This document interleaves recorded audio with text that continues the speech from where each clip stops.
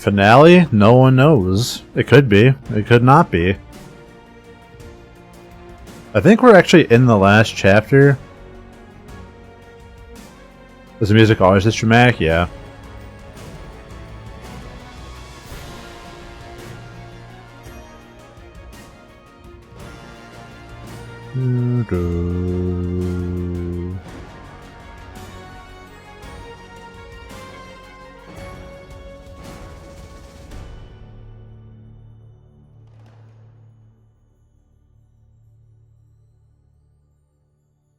Would I like for the game to end tonight? Part of me says yes, part of me says no.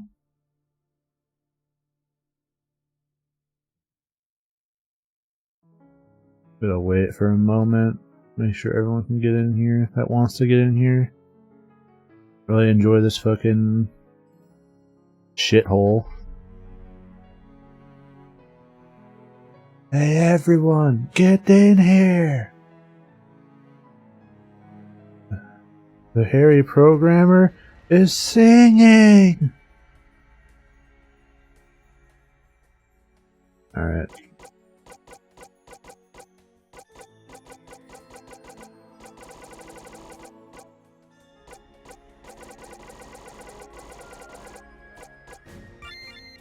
Alright. Chapter 8.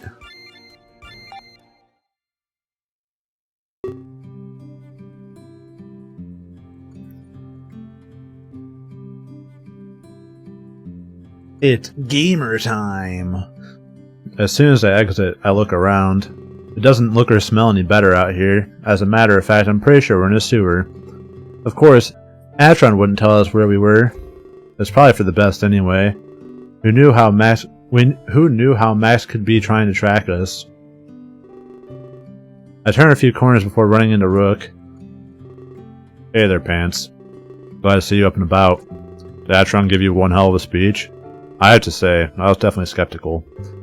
But it turns out, he knows what he's doing. I knew Singe was acting a little odd lately, but I didn't know how he was playing this. An international sting operation? Well, it's good to know that Max was caught, but I didn't know how involved Singe was. I mean, he was playing us all along? Was there ever going to be a tour? Or was the whole thing just a front? I worked for him, and I don't even know. I knew it was Max all along, you know, but she threatened all of your lives. I couldn't tell anyone else or boom. Atron's story got a little bizarre. No one else believed it but me. I got to see Max's power firsthand. I've never seen anybody move like that. The way those hips swivel. Ooh girl, she's busting it open on the dance floor. A normal girl could never take me down. Plus, she knew things she just couldn't. I wouldn't believe it if I didn't see it. She could disappear as she saw fit. She jumped around like crazy. She had to have been spying on all of us. She preyed on our weaknesses. I've never seen anybody do that before. Wow. Atron must have told them all a lot, but it made sense that others wouldn't believe it. The assumption that someone can control time is crazy. Enough to simply laugh away unless you've experienced it. I heard what Max said on the speaker. Something about you saving the world. Or did she say worlds? I can't remember. I just know that this is above me. I'm not going to get involved. Max just picked me because of our bond. Whatever else you have to do, I don't think it's any of my business. I'll just wait here until we can leave.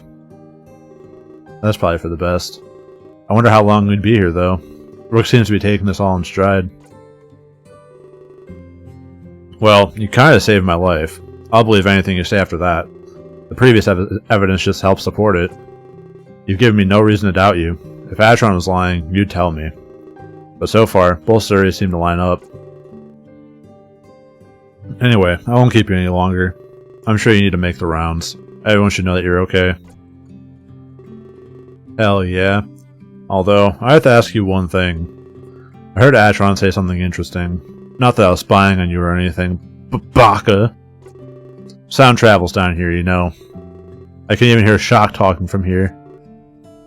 Number 15. Get me the fuck out of here.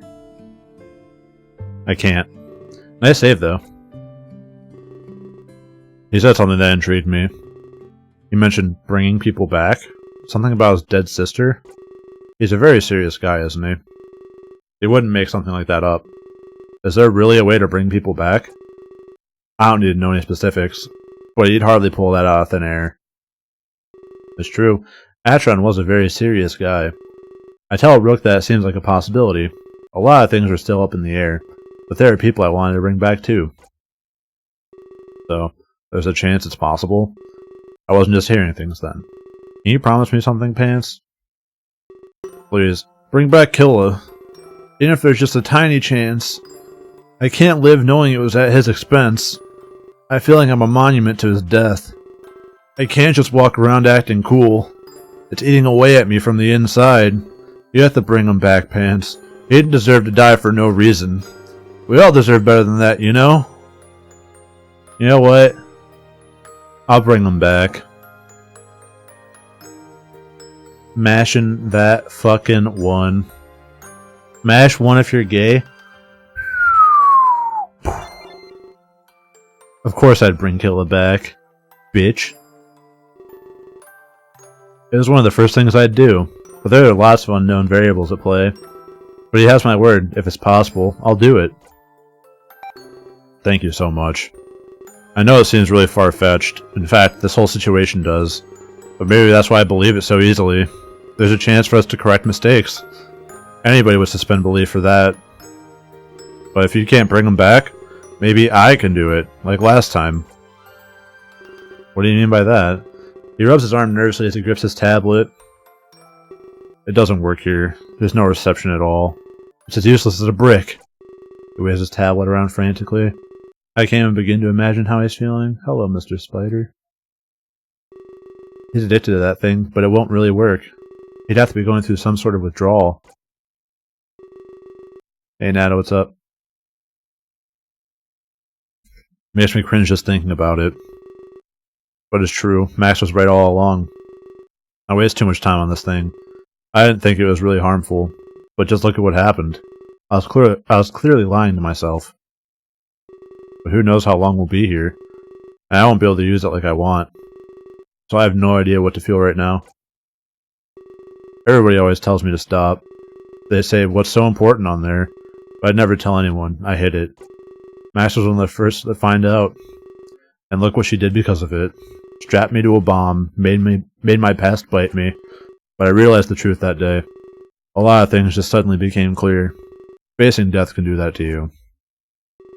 They didn't ask because they wanted to know. They asked because they were concerned. What's more important than them? Why did I neglect them for my tablet?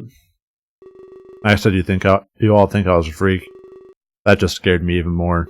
But I'd realized something. I have to. This tablet use doesn't affect just me. It affects everybody around me. It can hurt them more than it can hurt me. Murders and bombs are extreme, of course, but these are just physical ways to be hurt. I fear most of the damage was emotional. I started owning up to it, though. I made some real progress with Jade. Our bond got deeper, that's for sure. Not the only thing. But that's the sad thing about this. I was just missing out on all that stuff. I could have experienced it years ago. If only I handled my grief a little better. I mean, look at Singe, barely affected. I wish I could be as calm as he always is. And Shock? Well, bad example, but you get it. I didn't handle mine like a rational guy. I start to wonder what he's talking about. You mentioned that he lost someone close to him. That was back on my first day in Tokyo. But how exactly does this relate to his tablet use? Well, that's the thing. I've never really told anybody before. Max only knew because she was spying. But I have no reason to doubt you. You've kept quiet about the other night. I hate talking about my past that way. So, I guess I can tell you a little bit. But let's not make a big deal out of this. I'm not pouring my heart out or anything. Let's call it Fun Facts with Rook. No judging, no laughing, just learning. It'll make me feel better that way. That sounds like something Rook would do. He has a way of dancing around important topics, but I guess nobody likes confronting their flaws. I'm still a little hesitant. I need to prove Max wrong, you know. I don't really think I'm a freak. But there's only one way to find out. I have to start opening up to people. I have to start branching out. It'll be a useful thing to do. That is, if we ever get out of here. I shrug, but he definitely has a point. This might be a place to ponder new beginnings. We could think of ways to make our lives better. Well, I don't even know where to start. Let's go right to the beginning. When I was younger, I had a sort of mentor. I was born to be a businessman, you'd say. I held a gift when it came to that stuff. I was good at organizing and managing, but I wasn't that great with people. It was the one thing I needed to work on. He helped me break out of my shell, though. He taught me how to interact with people. I was really never good at social cues. But soon enough, I was socially adept. I don't mean to brag or anything, but I'm good at whatever I set out to do. Like getting strapped to a bomb. At that point, I was good at everything. Business management and PR. Not to mention my knack for technology. See this tablet? I'm gonna make a long story short here. I fucking rule. I left America and came to Japan. It wasn't too hard to learn the language. That's how I ended up at Cafe Chat. One of the most popular maid cafes here. I became a famous host, known all around. Akihabara had everything I wanted. People, technology, opportunity. I used my skills to find happiness. But to be honest, I was a little lonely. My mentor refused to leave America behind. We could only talk to each other online. I'd never meet him face to face again. To me, he'd just live on my tablet. But it was better than nothing, right? I had popularity. I ran a maid cafe. He was more proud of me than anything. He really considered me one of his sons. I accomplished everything he dreamed of. There's no better feeling than that. I don't think your dad's gonna like you being a dirty weeb. At least mine doesn't. For a time, everything was perfect. But we all know what that means, right? Tragedy is always sneaking up on us. It was a freak accident that took his life. Something went wrong at an investor meeting. It took a while before the news hit me. He lost his life at an investors meeting? Could that be related to what Atron told me? Oh. I started to think he was ignoring me, because to me, he just stopped responding. But I was shocked when the truth found me. I'm not proud of what happened next. My ability to perform at the cafe suffered. Eventually, I didn't even want to go. But how could it go on without me? The truth is, it couldn't. But for some reason, I didn't care. I hid in my house and shut out the world. That's when my tablet use started. I knew a lot about technology. I was a genius when it came to that stuff. But I put together all my skills and... He grips his tablet even tighter, sniffling softly. I thought that I could bring him back. I don't mean for real, of course, but chatting online wasn't real either. I dedicated my time to making a program, something to keep me company, you know? Something that would let him live on. I didn't leave the house for months. I ordered all my food online. This is more important to me than anything. It's kind of ironic, isn't it? He helped me break out of my shell, and then he put me right back in it. It was such a simple program at first. It understands small phrases, and it could give automated responses. That's all I really needed. It wasn't much different from before, and this time he'd never stop responding. Gosh, I must sound insane right now. As we talked, he learned more and more, but like before, he taught me too. All the information took up tons of data, so I had to store him on the cloud. I'm guessing that's why it doesn't work now. But there you have it. Feel free to judge. I wanted my friend back. It's pathetic. But there's one more thing you just can't deny. He helped me, like he did before. We kept talking, and I got stronger. Eventually I could leave the house again. But by then, Cafe Chat was screwed. It seemed like they were about to close, so I really only had one choice. I sought employment immediately. That's when Singe hired me to work for him. A smart lackey, I was just what he needed. The salary was good, but not good enough. It would take years to save Cafe Chat. So I begged him for a lump sum payment. I might have pulled some strings. You know, threatened him a little. But he really did need all my skills. Eventually he caved and gave me a check. I cashed it and instantly wrote a new one. I gave it to Cafe Chat the very same day. I saved the business from bankruptcy, but it's the least I could have done. I put them there in the first place. And that's it, really. We're here today, talking. I've come to terms with my mistakes. I'd still talk to him all the time. He'd give me advice on what to say or do, but now, I think I need to do that myself. I need to face my problems head on. I can't just hide in my own fantasy. So that's what I'll do if we get out. That, maybe get serious with Jade. Hell yeah, dude. I had to make up for lost time, you know. There's so much that we've missed out on. He gives me a soft smile before turning away. This is where it gets awkward, right? There's a silence, you're speechless. Don't worry, I'll save you the trouble. But if I could ask you one more favor, let's try to bring him back for real. That is, if the power exists. There's so much more I need to tell him. There's so much more for him to be proud about, and I'll work with you to make it happen. He walks away without another word. Well, I guess that solved the mystery of his tablet. I'm unsure what to make of the story. It's quite deep. It wasn't the best thing for him to do, of course. But all things considered, it ended up quite well. Cafe Chat was back in business and he got a new job. He was able to break out of that shell once again. I remember all the time that I spent with him. I recall every moment he typed away on his tablet. All those situations were given a new meaning to me. I'd likely never look at him the same way again. Ugh. But this was just the beginning. I had to let everybody else know I was okay, and tell them Rook's secret. With that, I walk farther down the tunnel. My mind wanders who I might run into next.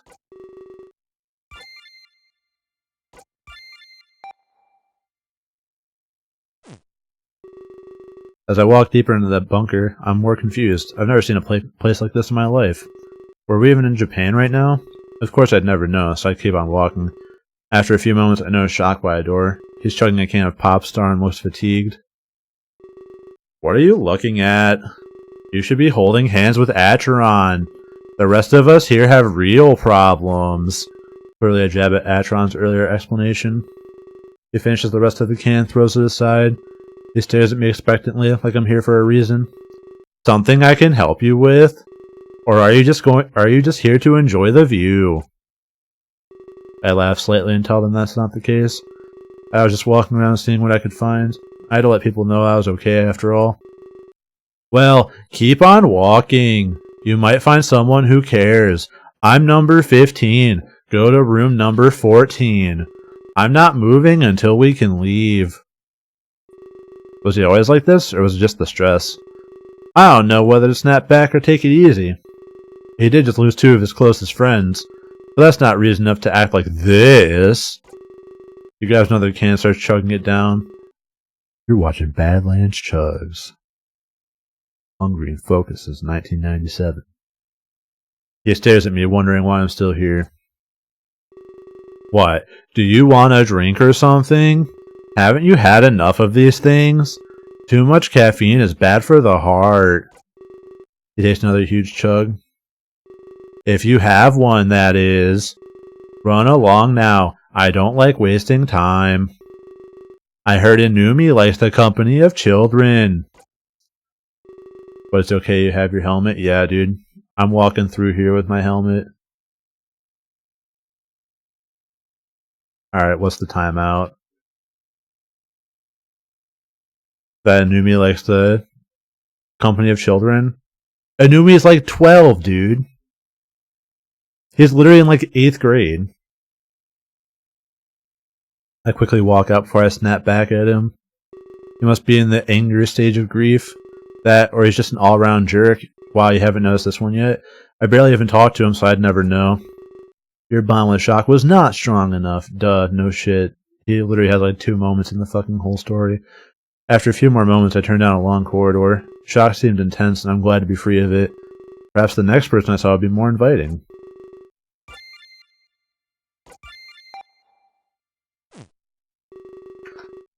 It looks like I might be getting closer to the surface. Turn around! The air is less stuffy and I feel a slight breeze. It's nice to feel the outside air once more. I turn a corner and notice Inumi standing there. He's writing on the green wall with some chalk. I look closer and he's doing math. The same equation that saved our lives. Is he trying to figure out how to solve the problem? After all, Acheron gave him the answer earlier. Maybe he wanted to learn it on his own. Hi. I greet him back with a small wave, ask him what he's up to. Just doing some math. I have an exam coming up soon. I don't want to fail. He seems to be taking his studies seriously. I ask him if he has some time to chat. After all, I'm a child and he's a child. I have my helmet, he doesn't. We're gonna hit it off for a little bit. We might be here for a while. Yeah, sure. I have some questions for you, actually. Atron told me a story about his sister. He said that she has powers? But he said that you two do as well? Does that mean you and Atron are bad? I laughed, but this makes Anumi look confused. I let him know that having powers doesn't make you bad. It's what you do with them that decides your allegiance. And in this case, Atron and I weren't evil. Yeah, right. In fact, we were dedicated to bringing Max down. I let him know that she'll pay for what she did. I wish it didn't have to be like that. You shouldn't have to make someone pay, especially not for being bad. The goal should be something different, like not having bad people at all. Everyone would still be alive in that case. Wow. What a genius Inumi is. Fucking president of the world. That's true, but it's not so simple. In fact, I know that's not really what he really wants. He just wants his brother to be alive again. You can never rid the world of bad intentions. Yeah, sorry, you're right. We always had so much fun together, but now I'll get sent to another home. I really wish I could stay with the tour, but it is finally starting to feel like home. I mean a real one with a real family. If only Bro was given the same powers. He's all about saving people, you know. Just like he saved me a few years ago. What do you mean by get sent to another home? And for that matter, how did Clay save him? Adopted him? I asked him what he meant by that, out of curiosity. Whatever. Oh, I probably shouldn't have said that. I promised I'd keep quiet about it. You'll have to pretend you never heard that. That's more than a little confusing. But there was always something different about Inumi. Like why he called Clay his brother, especially when they look nothing alike. Oh my god. My brain's expanding at high speeds. But I'm not about to go against his wishes. I promised him that my lips are sealed. Whatever it was, he needed to keep it secret. I wasn't going to force him to tell me. Sweet, thanks! Cinch would have been really mad at me. He's just scary when he gets like that, you know? So I've heard. I'm going to get back to my studies, but thanks for stopping by to chat. It was starting to get a little lonely. I'm used to spending time with Bro, so things really feel different right now. I'm sure I'll get used to it, though. I quickly wipe his math equation away so he has to start from scratch. I tell him Uncle Bob sends his regards and I run away. He quickly starts scribbling on the wall. I could tell from the equation that he wasn't studying, but I wasn't going to call the kid out on his bluff. So I wish him good luck as I start to leave. I look at the time on my phone, almost midnight. The battle for the Ark would soon come to a close. Knowing that, I walk back the way I came. I must have talked to everybody here by now. Atron mentioned that Daz and Sind were somewhere else. I hope that they were okay, since times were tough. Mama, no! Speaking of tough times, something catches my eye.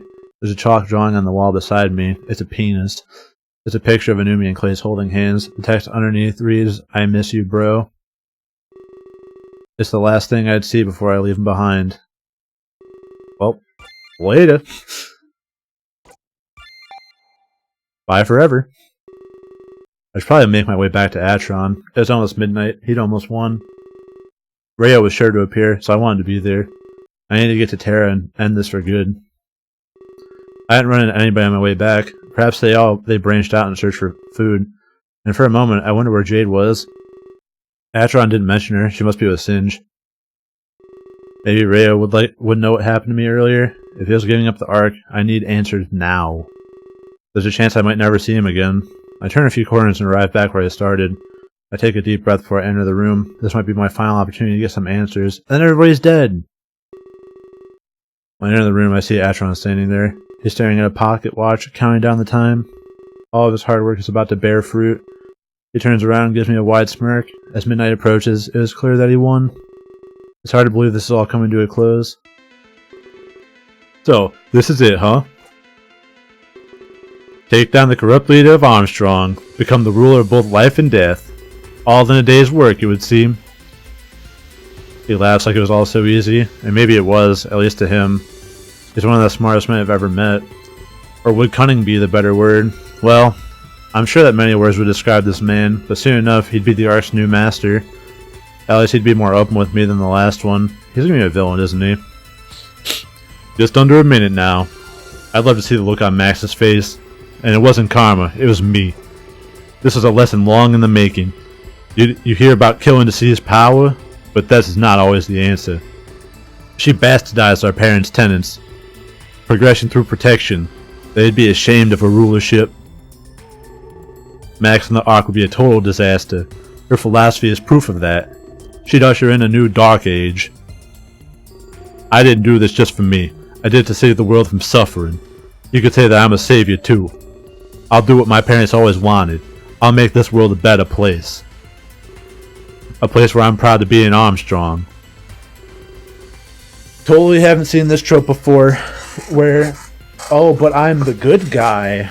My ideals are better than yours. He looks at the pocket watch one more time. I could tell by the look on his face that we're close. Time to see if it was worth fighting for. Rest my back against the wall and ready myself. I experienced this enough to know what it feels like. Atron remained still, standing tall and proud. I guess in his mind he had nothing left to fear.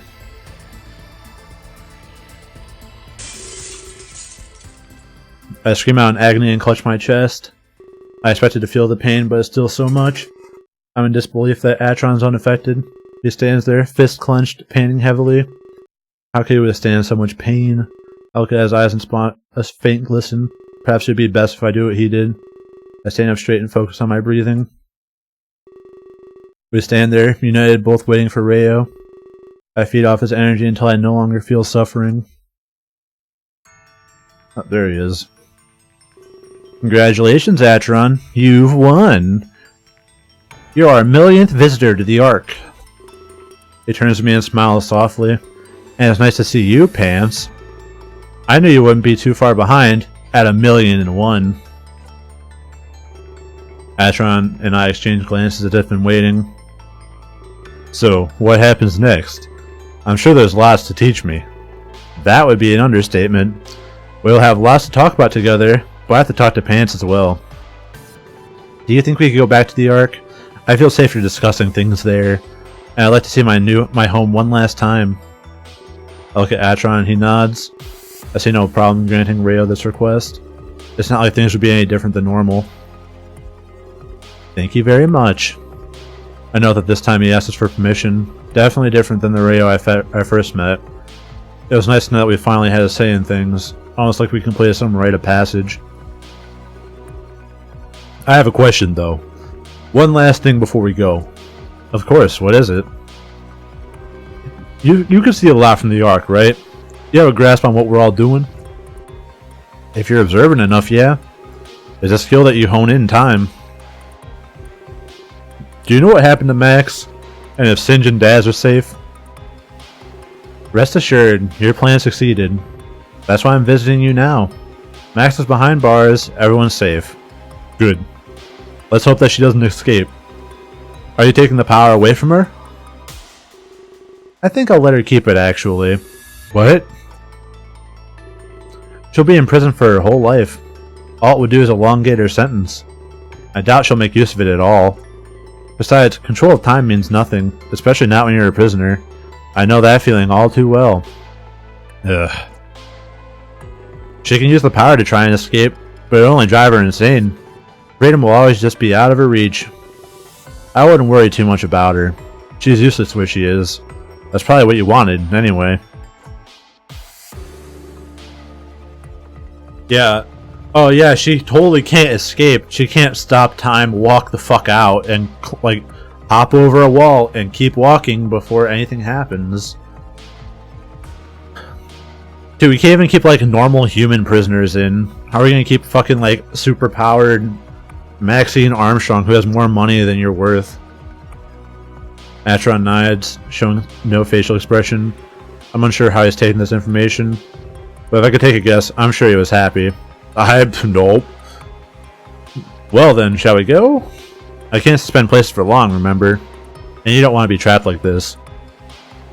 We all agree and we await our travel to the Ark, but I could tell that I tell Rayo that I want answers too. I was more than a little confused at recent events. Yeah, of course you'll get answers. There's nothing left for me to hold back. All of our plans have come to fruition. What do you mean by our plans? Was he playing at something too? Both of you, close your eyes. When you open them, you'll witness change. and the gears will make their final turn. We have a wiener. I close my eyes and keep them tightly shut. It isn't long before we're taken to the Ark. I don't even have to open my eyes. I know the feeling. It's almost like this place was my second home. But if everything was truly coming to an end, this might be the last chance I get to see it. I have to make sure that I leave with satisfaction. I nut on the Ark. The true nature of everything had to be revealed. I take a deep breath before I open my eyes. Welcome to your new home, Atron. At least, now I can say goodbye. Pants too, as it's our last time here. He gestures broadly at the vast space surrounding us. So many memories. I hope you'll create some good ones too. You'll have lots of responsibility here. I'm ready for this burden, Rayo. Let's start with bringing some people back.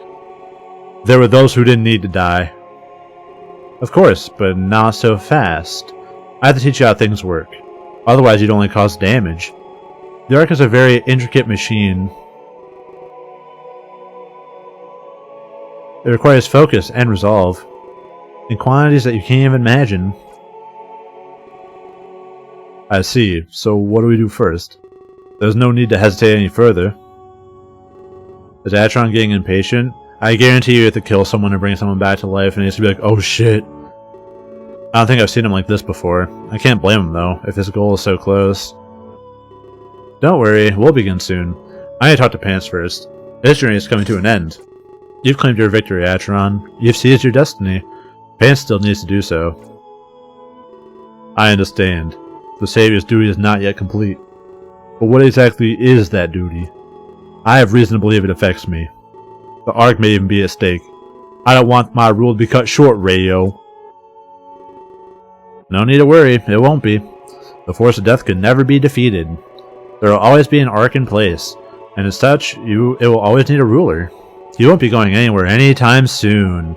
You're here for the long haul, Atron. But as far as the nature of Pants' task, I'm afraid I don't even know that much.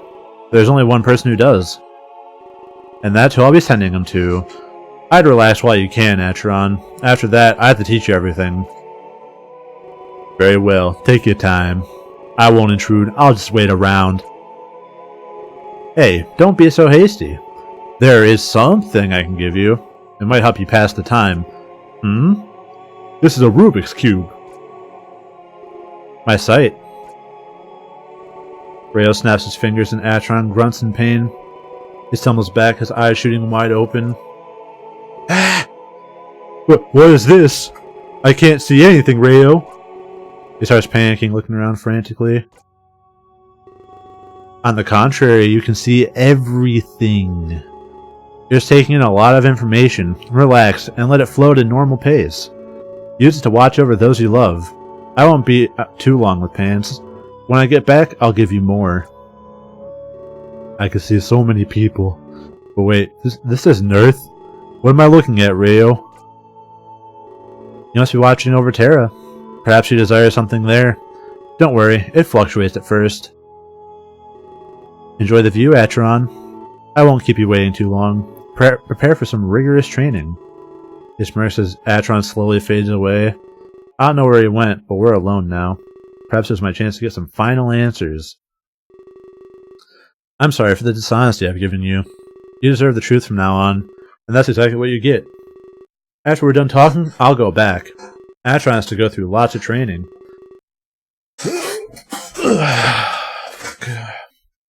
I need to feel comfortable when I leave. I just didn't want him listening in. This started between the two of us, and it's only fitting that it ends that way. It actually started between me and a can of Pop Star, but potatoes, potatoes. He gives a warm smile before he continues. I see you've met Nami and Nagi. They're a force of pure evil, as well as the start of my story. They might seem relatively new to you, but for me it's been quite a while. Let me see how I explain this. Everything I've done, I did to help you, including my surrender of the Ark. It was the last thing I wanted to do, but there is great power within you, as both Velasquez and Nagi have stated. Power enough to deliver salvation. Or destruction, if put in the wrong hands. That is what Nami and Nagi strive for, and to be honest, they almost had it. The moment Nagi drove his blade into you, a massive burst of energy was released. It made even my powers look infantile. They sought to harness the power within you, likely to achieve some nefarious goal. Destruction of an infinite scope, I'd wager. Most people wouldn't be able to do this, but they possess a special set of weapons that look like gears, because why not? Weapons that allow them to use this energy. What is the energy, you ask? That's something I can't tell you. Velasquez will have to explain it. Regardless of that, it was unleashed, and for a moment they had won. They could achieve anything they wanted, at least that's what they thought. They were unaware of my existence. Velasquez hid me here for a reason. The power spread like a huge wave. It had potential to span the entire galaxy, but the first place it touched was here. I felt it within me. I was in awe of how strong it was. How could one person house this power? But I had to snap back to reality. Oop, there goes gravity. They weren't unleashing it peacefully. I had to do something to help. When it reached me, I tapped into it. The powers it gave me were godlike. But I wouldn't be blinded like them. I couldn't have our universe destroyed. Extremely counterproductive if you ask me. So I did what I was best at doing. Avoiding the problem and lying. It amplified my ability to play with time. I was able to suspend all of Terra. A temporary fix, but a fix nonetheless. The wave of destruction came to a halt, but I had to formulate a plan. I couldn't keep Terra frozen forever. I needed to save all of you from Nagi, but I couldn't do that in suspension. I'm limited in my physical interactions. I realized I needed to leave the Ark. Not temporarily, but for good. And I'd take a sliver of my power with me, enough to buy a few hours at least. Your wounds needed tending to, and all you had to get to safety. Normally, leaving the Ark is impossible, but with this amplified power, I could. I just needed to find a fitting ruler, but now I'm getting a tad ahead of myself. I didn't want to force this duty upon you, so I sent you back. I gave you a choice. Explains why I ended up in the supermarket right after. That was one of the burning questions in my mind. I knew you wouldn't back down.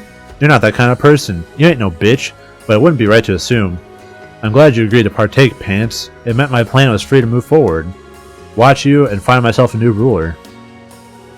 I picked Atron and Max, of course. I let them battle for a spot in the Ark. I'm sure you know how that ended up. I wish I didn't have to give up the Ark. I rather like it here. I really do. But it was necessary to protect you. I have to say, Atron's resourceful. He used this contest to set up his sister. Exposed her as a corrupt and put her in jail as a corrupt. I misread that, but it's still funny to me. Using the World Tour as a front, no less. I was honored to witness such genius. I knew that the Ark had a worthy ruler. So there you have it, my game plan. I used your own power to freeze Terra. I gave you a choice and held a contest.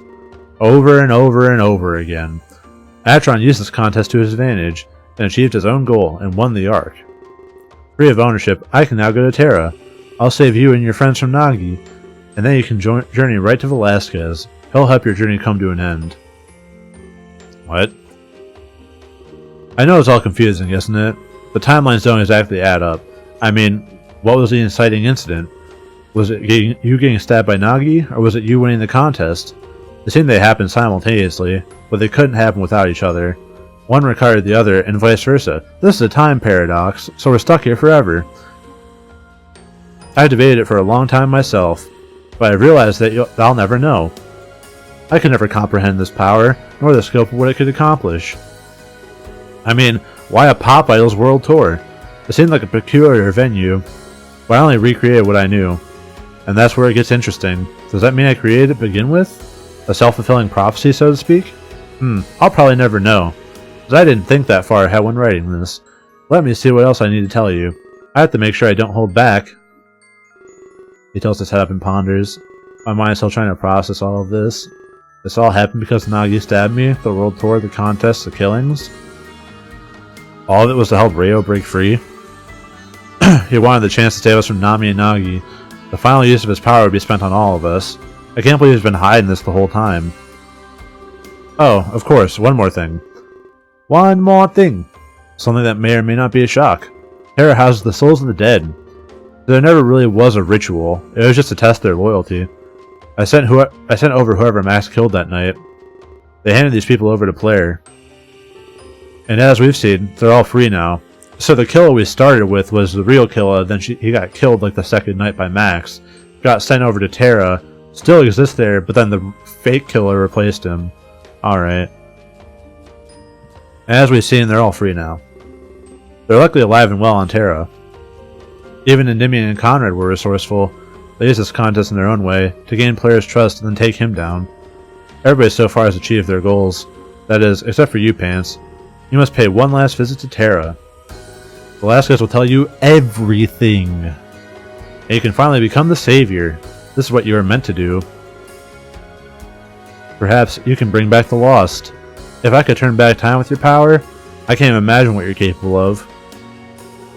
Everything that's happened so far, it was all to save you from Nagi's blade. In that instant, it all came together. All of the anger, the hate, the sorrow. Shining, burning finger's sword. The fates of those who didn't make it. They paved the path to this very moment. Even Rocker, who you didn't talk to. Tara still remains in stasis. I'm gonna rescue you, Pants. You, and all of your friends. What about Endymion, you bitch? It's time for you to save Tara. Don't let all this sacrifice be in vain. That's the only thing I want in return. Please, live out your duty as the savior. The lives of so many rest on your shoulders. I watched what happened in that bunker. Some of your friends opened up to you, but their stories are in no way unique. Everybody has a story of their own. They're not unique, but everybody has their own story. But without you, they will end. Please, help all of them continue. Man, fuck Shock. Shocker. Whichever fucking Burger King foot lettuce head ass. He starts fading away and I reach out to him. You know, I'm gonna miss it here. I forgot what this place looked like, but then I gave Atron my sight. It's beautiful, isn't it?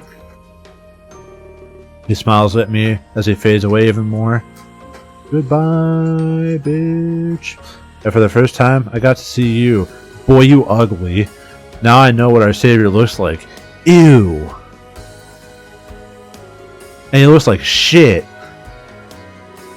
Before I know it, he's gone. What are those? He screams out a final insult at me as he fades into the ether, off to save me and complete his mission. The mission he's been waiting so long to complete. If he's leaving, and he can't come back, how is he going to come back to help Acheron? A quest to save the Savior. Oh shit! And the next thing I know, I'm back here. In that scene from Finding Nemo where they're swimming with the turtles in the jet stream.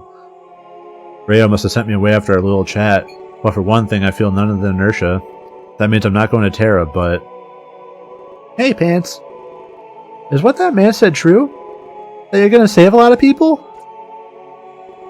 He's back! I'm taken aback by Killa's sudden appearance, but after seeing Rocker here, it's not so odd. And he seems to know all about what Rayo said. So he must have been seeing things from my eyes too. But Rayo said Tara houses the souls of the dead. If that was the case, then why is Killa here? This is probably something Velasquez will tell me. If that's true, could you save me? I feel kind of lonely here, you know. It's just me and millions of voices. It's driving me insane to hear all of that. Thankfully, it stopped when you came. And I really am glad to see you again. I nod at him in return, tell him it's true. Everything that Rayo said was the truth. I've been juggling that fate for a while now. Wow, that's kind of heavy. Although, Max did hint at that. Over the loudspeaker, I mean. I'm sorry I couldn't tell you it was her. She threatened to blow up the building. I had to hide in order to keep you safe, but I'm glad that she's behind bars. She doesn't deserve to walk free anymore. She's done far too much to hurt people. He clenches his fist in visible anger. I'd never believe this if I wasn't here. I feel like I'm stuck in purgatory. So I have to open my mind a little bit. But all of this is so extraordinary. To be honest, my brother would have loved it. He was really into all that anime stuff. His brother, huh? I believe he mentioned that back on day one. On the train, he said he was visiting his brother. Yeah, I did say that, didn't I? I kind of regret it now, to be honest. A lot of stuff I told you is false. And Max knew all about my lies. She said that you'd all hate me if I told you. So opening up is the last thing I wanted. But at the same time, we're friends. I mean, we won the same contest after all. We were going to have so much fun. I don't even know why you picked Rook, and I'm not going to hate you for it. I lied to you a lot. I deserved it. And now that I know the truth, that it might be possible to save me, I don't give a shit. I feel like you deserve the truth. It's up to you to decide, Pants, if you think I'm worth saving. After all, I've been a huge fool. Much to my dismay, he starts to fade away. He seems to think this is my fault and panics. That perhaps I don't want to hear his story. No, please! Let me tell you! I want you to know why I lied! He looks around frankly and reaches out towards me. I call out to him and reach forward in turn. My bond with Kill wasn't strong enough. It was like 1, dude. Eddie's probably his brother. But I don't think our connection was strong enough. He fades away completely, staring at me as he cries. I try and tell him it's not what I wanted, but I can't. Before I can even utter a word, he's gone for good. And I feel that large burst of speed again. Whether I wanted it or not, I was going back to Terra. I wish that killer could stay and tell me a story. But now it's on the list of things I'll never know. But if I had the power, I'd bring him back. And I'd listen to everything he had to say. It's the least I could do for what I put him through. I never even got to apologize for what I did. Oh. Ipso facto. Whipso flacto. Same shit, different toilet. It's with that newfound resolve that I enter Terra, coupled with my desire to carry out my duty as savior. In the next little while, everything would end, and hopefully my friends could live once more. Would you like to save your game? Yeah, sure. Oh, my kill affection is 0. I guess it must have never been 1 like I thought. Oh well. A tragedy. My eyes slowly open and I examine my surroundings. I know where this is. The Wayfarer's Tavern. A sharp pain pulses in my abdomen, and I grab at it. I notice a large bandage is present, dried with blood. But it must have been phantom pain as it subsides. Flashbacks to the ballroom bombard my mind. I shake my head in an effort to push them away. I didn't need to be reminded of that right now. I bring myself to a sitting position. I let my feet touch the ground beneath the bed. The cold of the wood makes me shiver. I feel dizzy at my sudden movements. Moments later, the door opens, almost as if they heard me shifting around. Wow, it's good to see you up again. You've been out cold for almost a week. That injury, we thought you'd be dead. He laughs off and gives me a smile. Great example of bedside manner. Hey, Conrad, get in here. Your special friend is moving again. PB rests his back against the wall. After a few seconds, I hear someone run up the stairs. Sure enough, it's Conrad, panting softly as he enters. PB, you better not be... He cuts himself off the moment he sees me. Aunt, I can't believe it. Almost everyone said that you die. But I can't lose you just yet. I can't. He runs to the chair beside the bed and sits down. I still need to get you to Velasquez. Your journey here is far from over. But don't move too much. I cut him off and let him know that I'm fine. My body's just a little stiff from lack of motion. No way. A wound like that needs time.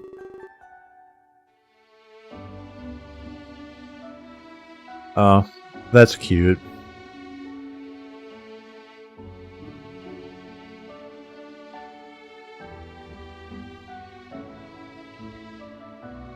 In fact, why are you even sitting up? You'll make it open back up or something. I don't know why they're so paranoid. Much to their objection, I stand straight up. Conrad puts his hands out as if to brace my fall. But I look at both of them, telling them I'm fine. They look at each other confused. Do they expect my condition to be worse? Is defying death something you do often? You got stabbed clean through, you know. There is a literal hole in your body. There's no way in hell you should be alive. And nobody's giving me any details. Almost everyone's been silent so far. I guess what Ryo said was true. He really did save us from Nami and Nagi. But at the same time, I can't disclose this to them. They'd probably pass off the arc as some hallucination. A weird vision due to my blood loss. I couldn't expect them to believe me, but at the same time, I'm thankful. Ryo really did have my safety at heart. Well, he is the savior, you know. Never short of surprises, this one. Besides, the mystery man was right. He said that Pants would survive. I'm surprised none of you believed us. Why are all the affection stories sad? Because otherwise you wouldn't care about the characters. Fine, you win. Good thing I didn't place any bets. Hang tight, I'll send him upstairs. Phoebe leaves the room and heads downstairs. Mystery man, what do they mean by that? I sit back down and look at Conrad. Well, a lot of us don't remember. Player's residence is just a big blur. After everything ended, we woke up here. PB had to fill us in on everything. We were brought here by a stranger. Some random man saved our lives. He said that he tended to your wound. He told us that you'd live through this, but I was the only one who believed him. Nice to know that he was right. The other people were starting to get to me. Pessimism can do that. You know how it is. I just didn't expect it to be so fast. A wound like that should take months, even if it heals up at all. But if there's one thing I've ever learned, it's that nothing is impossible. You can leave Terra after all. Everybody says that's impossible, but the word doesn't mean it can't be done. It's more like it deters us from trying. So I expected you to prove them wrong. It seems like you're good at that. He smiles at me and I start to wonder, this mystery man, could it be? My pieces start to fit together in my mind, but there's no need for my mind to do any work. Before I continue thinking, he enters the room. Oh, here he is now. Pants, why don't you thank him? You owe him your life after all. Oh, I believe there's no need. We have a sort of arrangement. Rayo holds his hand out towards me. Like the other times, but this feels different. Even after leaving the Ark, he still follows me? There'd be so many places he could go instead. But here he was, in the real world. No longer held back by a prisoner of the Ark. He'd be free to do whatever he wanted. And that thought was both terrifying and reassuring. Come, Pants. You have a royal ball to attend, and some final truths to unveil. Oh boy, date with Destiny. I thought he was banned from livestream fails. Yeah, come, Pants. It would seem the time has come, Dusk. I must make my final preparations. What would you have me do? Surely I can help you, my liege. I can hear the voices from outside. I didn't expect this many to come. I'm afraid I'm getting a little nervous. It's natural, I'm sure. This is a big day for you, Velasquez. Soon you will reveal everything. I can only hope for a positive reception. Perhaps that is why I'm scared. I have no way of knowing how they'll react. It's different from no other speech. Don't overthink it like that, my lord. Focus on poise. Speak loud and strong. You're in the highest position of power. You need to focus on how you say things. It's more important than what you say. I suppose you're right. As usual, you have a way to calm me. I'll choose to focus on my demeanor. That's a good idea, Velasquez. It would be bad to show them fright. In turn, they'd feel scared as well. Your bearing is transferred towards your subjects. A happy king creates a happy world. That is something you must remember. Creating a happy world? Yes, I'd quite like that, Dusk. Thank you again for your input. It's an honor. Is there anything else I can do? I suppose we can't delay this further. Please, go ahead and open the gates. We must prepare for a very special guest. Chapter 9. Bonus. You mean you two knew each other? I thought you were just some stranger. I guess you could say that's still the case. I've been less than forthcoming until now. But to answer your question, we do. I'm sensing some kind of story here. You haven't been lying, have you? I shake my head. Of course I haven't been lying. I just didn't think that anyone would believe me. The story of the Ark and my destiny was quite strange. Well, go on. I'm listening. You just can't leave me hanging. I'm afraid we might have to, Conrad. You wouldn't understand the truth. It's quite a complex situation. Don't belittle me, man. Just start with the basics. I'm more capable than you think. Ray lets out a huge sigh, likely of annoyance. He probably didn't want to explain things to Conrad, especially after he just finished doing that with me. Or did the timelines not add up that way? I guess he still had to train Acheron. That means more time may have passed for him. Either way, he doesn't seem interested in talking. But his disinterest doesn't stop Conrad from trying. Well, it's a long story, but me and Velasquez work together. We've been partners for quite a while. That's bogus, Rayo. I would have seen you before. I practically lived in the castle. Well, it's not that simple, Conrad. I'm not exactly what you'd call a Terran. I watched over this world from far away. Come again? Yes, please. That's all I'm willing to say right now. I worked with Velasquez for a long time. You could say we ruled terror together. I believe that Kalen found this out. Probably why he was sent to Paris' prison. Velasquez wanted to keep me a secret. I was what you'd call a scapegoat. It's thanks to me that Pants is alive. I was able to stop Nami and Nagi too. But if my existence was made public, well, I'd probably be dead right now. Then there wouldn't be infinite suffering. There would be infinite suffering. So I hope you can forgive Velasquez, Conrad. Keeping Kalen quiet saved the world. Having him talk would have been catastrophic. Right, he mentioned that, didn't he? Said Kalen had some royal secrets. Secrets that could ruin King Velasquez? Of course, that's far from the truth. Velasquez isn't up to anything sinister. Your friend just had an undying grudge. I knew it! Velasquez isn't evil! I didn't even believe what Riley said. He said that Velasquez was an employer. It was just a trick, wasn't it? To catch Endymion off guard? That way he could make his move. Exactly. He wanted you to blame Velasquez. He planted seeds of regicide within you. I guess he thought you'd kill the king. At that point, he'd offload Player. Then the throne would be his to take. Quite admirable, I'll give him that. But Player was his puppet no longer. Riley's ambition died alongside him. That's what happens when you serve yourself. Speaking of which, where is Player? I haven't seen him since the ballroom. I gave him a good head start. He said he wanted to get away from this, start all over again, make a new life. It wasn't in my nature to deny him, so I guess you could say that Player is dead. He's starting over as a new man. Until someone manipulates him again. That was a stupid thing to do, Rayo. Perhaps. But that's all I'm going to tell you. Know that Velasquez's goal is honorable, and Pants will make his vision real. I'm sorry that you lost your friend. I'm sorry that you went through all this, but it couldn't have happened any other way. Whatever, it's fine. Thanks for telling me what you did. Now I know that Velasquez is clean. So I guess it's time to head to the ball? I heard he's going to make a big speech. It probably has to do with you, Pants. I wouldn't doubt it, actually. His secrecy made people doubtful. They started to think he was evil.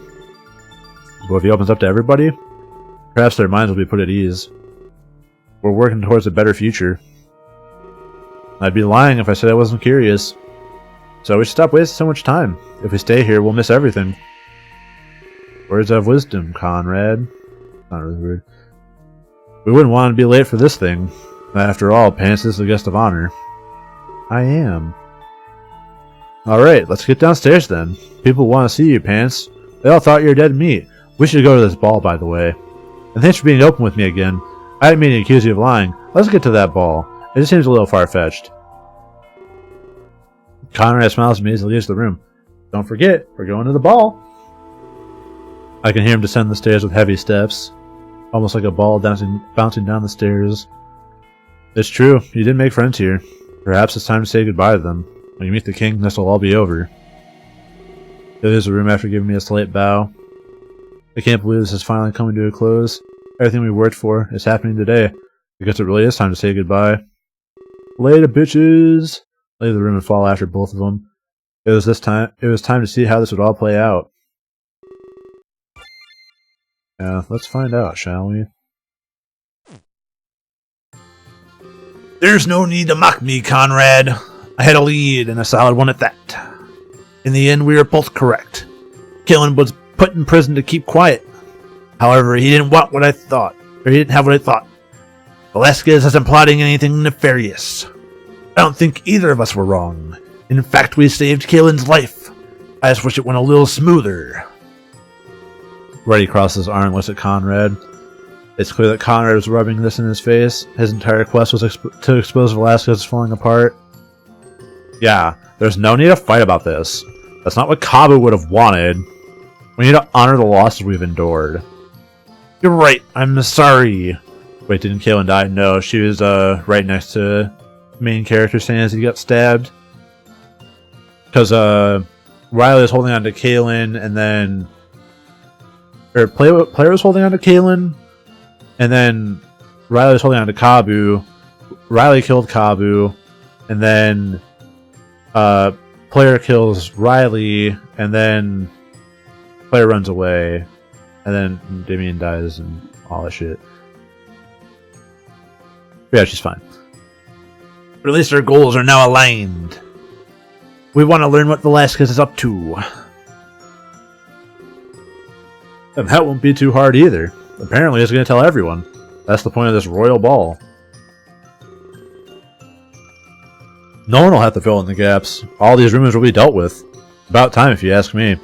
For once I agree with you, Conrad. Velasquez's silence hurt him in the end. Made it seem like he had something to hide. Well, he kinda does. But it's something noble, I'm sure. I can't wait to figure out what it is. I know someone calling out to Righty. His attention is immediately directed to the bar. You must excuse me, Pence. It appears that Fidget wants to see me. I think he said something about a drawing. Oh, but first, I nearly forgot. Welcome back to the land of the living, brother. It's nice to see you up, Pence. With a quick nod, he exits the conversation. It seems like everything is back to normal around here. Everybody is getting ready for this royal ball. A huge counterpoint to what it was like beforehand, when we weren't going to the royal ball. You know, Ray's a nice guy. But he was too nice to become an assassin. My days as one might be numbered as well. After all is said and done, I don't think there will be a need for me. Assassins will become a thing of the past. Maybe the world will be better off. Guilds can end up robbing you of your friends. He looks over at the bar in deep contemplation. I'm not sure if he means Endymion or Rady, but at this point, I guess it doesn't matter. I suddenly feel the need to get a drink. I'll meet up with you before we go. But I just wanted to say, Rady forgives you for siding with us. There's no bad blood in play anymore. And it's probably for the best. We're all together now, right? We have to learn to work as one. Yeah, land of the living. Literally land of the dead. Ball of death. He makes his way towards the bar and Righty. Perhaps he has some mending of his own to do. Last I recall, those two were rivals. It's amazing. They seem almost unaffected.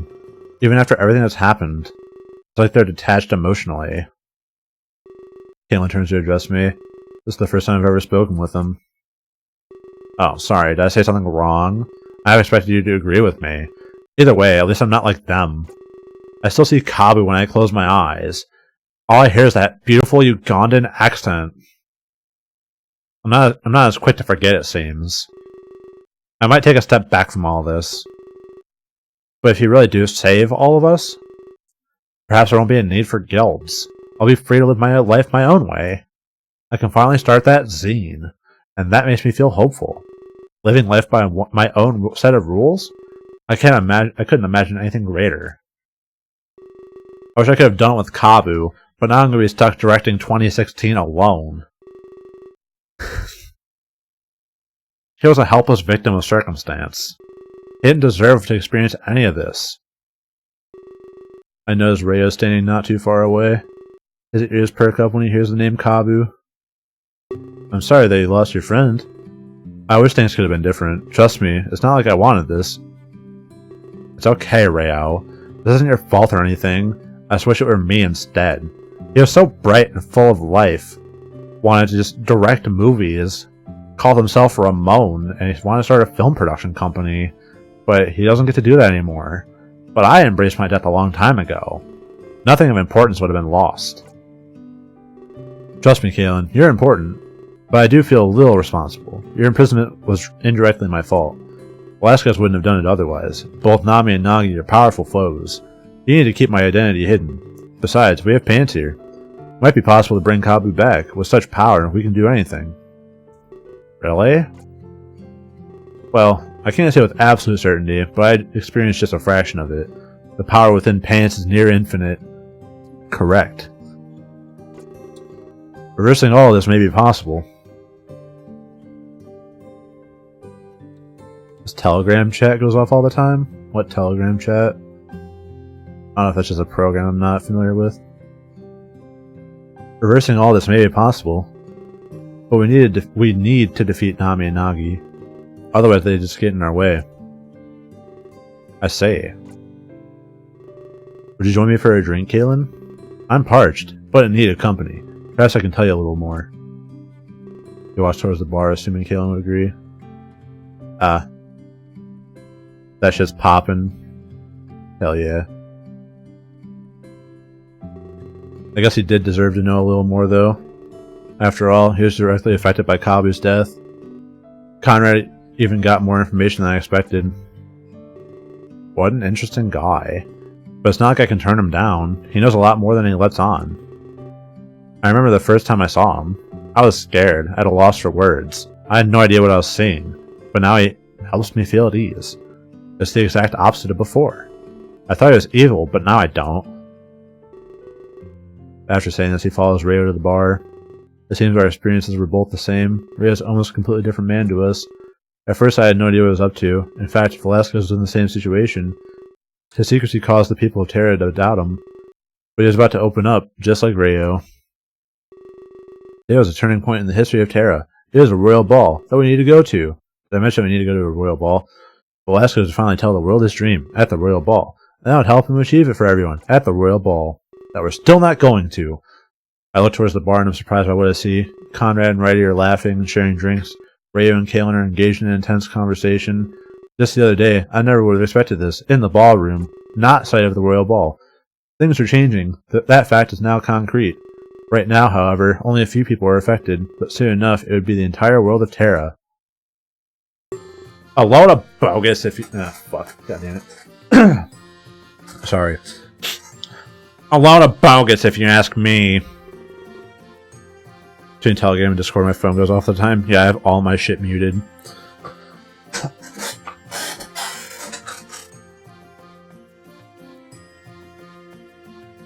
Save the world, bring back the dead.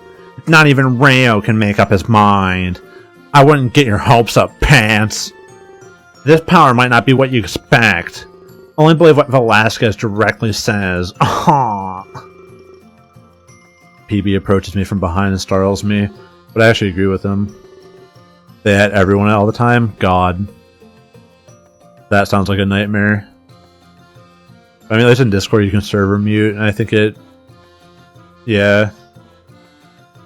It'll at least, like, not send a push notification if you have the server muted. Or, like, the room... Not even Rayo knew what Velasquez truly wanted. I'd have to treat what he said as pure speculation. Like, there's just so much in the air. I still don't really trust Rayo. This is all too convenient for him. He's definitely holding something back. But I have no idea what it is. Normally I'm better at getting a read. Or maybe my own dishonesty is reflecting. I haven't really told you everything either. There's a couple secrets I've hidden. Wait, did you say secrets? Sam must have heard, and proceeds to intrude. Wow, everybody involved is currently at the tavern. I guess I'd be getting one hell of a send-off. Yeah, my throat's getting a fucking send-off right now, sorry. Go away, Sam. Nobody asked you. You're not making any money off of me today. This is personal business, nothing sellable. I'll pretend I didn't hear that, PB. Every piece of information can be sold. You just have to find the right buyer. PB clenches his fist and fumes with anger. You know what? Never mind. It wouldn't have been productive anyway. There are more pressing matters at hand. You're going to the Royal Ball, right? So are all of us. I managed to secure a carriage for you. You can fit that fat ass in there. Some local townspeople will take you there. You'll be visiting the castle in style. But the Savior should sell for no less. Oh, I thought he was talking to Sam. You'll surely turn heads when you arrive. Wait, a carriage and townspeople? Does he mean something like a rickshaw? Yeah, it's a symbol of status. Don't worry about it too much. You'll just have to travel light. Rayo has already pleaded with me, so you'll only have room for one more. The rest of us are going to stay behind. We don't want to make you feel pressured. We're expecting you back ASAP. Then you can tell us what Velasquez wants. We'll all share drinks before this is over. But for now, just relax and enjoy the ball. That we're still not going to yet. With whoever you choose to take along. He means you have to take a date. If I could be so bold, I'd suggest myself. Look at my big boobies. I did save you from that hell in a cell after all. The castle must be loaded with secrets. It's not every day that they open the gates. This is a huge opportunity for me, Pants. If I went with you, I'd blend in more in my bright red, revealing dress. You take the attention away from me with your not bright red, revealing dress. Plus, you talking will cover the sound of my smoker's cough. As if he was listening, Conrad barged in. Did I just hear what I think I heard? Sam expects you to take her to the ball? Yeah, right. That's always been my duty. Pants, I have to take you to the king. It's been that way since day one. I have to finish what we started. This isn't what Endymion would want. I need to see our goal completed. There's so much at stake here. Don't be deceived by his words, Savior. He's after the money, just like I am. Velasquez promised him lots of cash. I doubt he actually cares about you. I'm just more transparent about it. No matter what, it's just about the money. That's not true, Pants. I don't even care about the money. I just want to see this through together. I want the king to see me successful. I want him to know that I helped.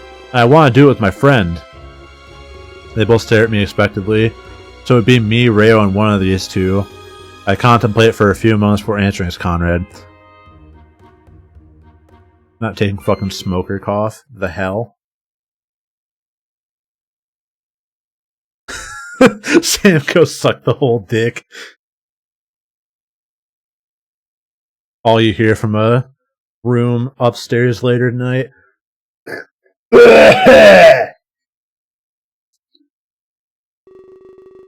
We started this together, we'd end it the same way. That's what I thought! I'm so excited to see this through. I'll meet you outside as soon as I'm ready. Wow, that's unfortunate.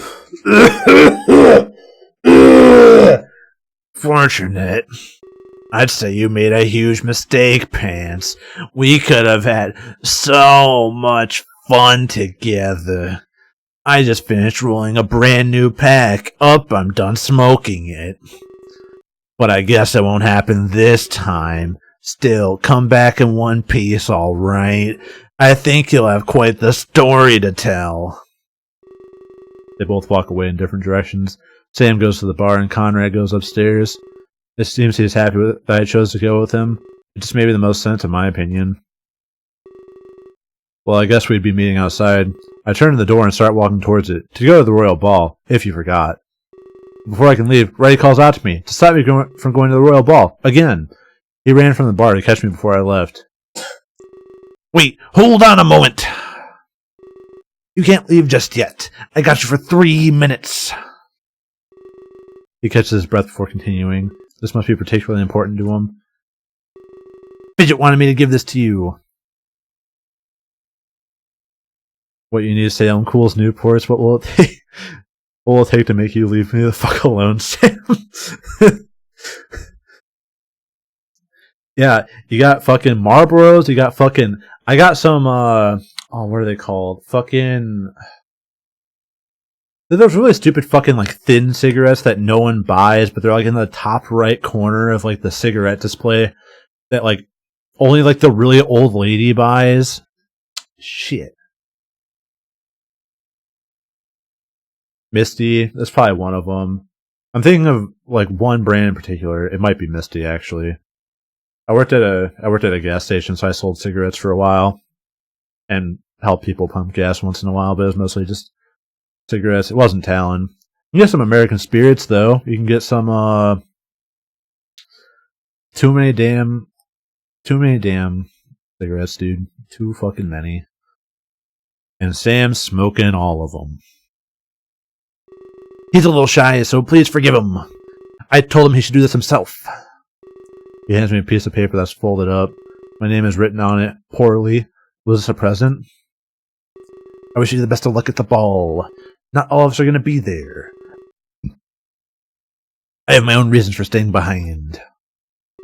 Probably to keep an eye on PB and Fidget. I nod at him and let him know that I understand.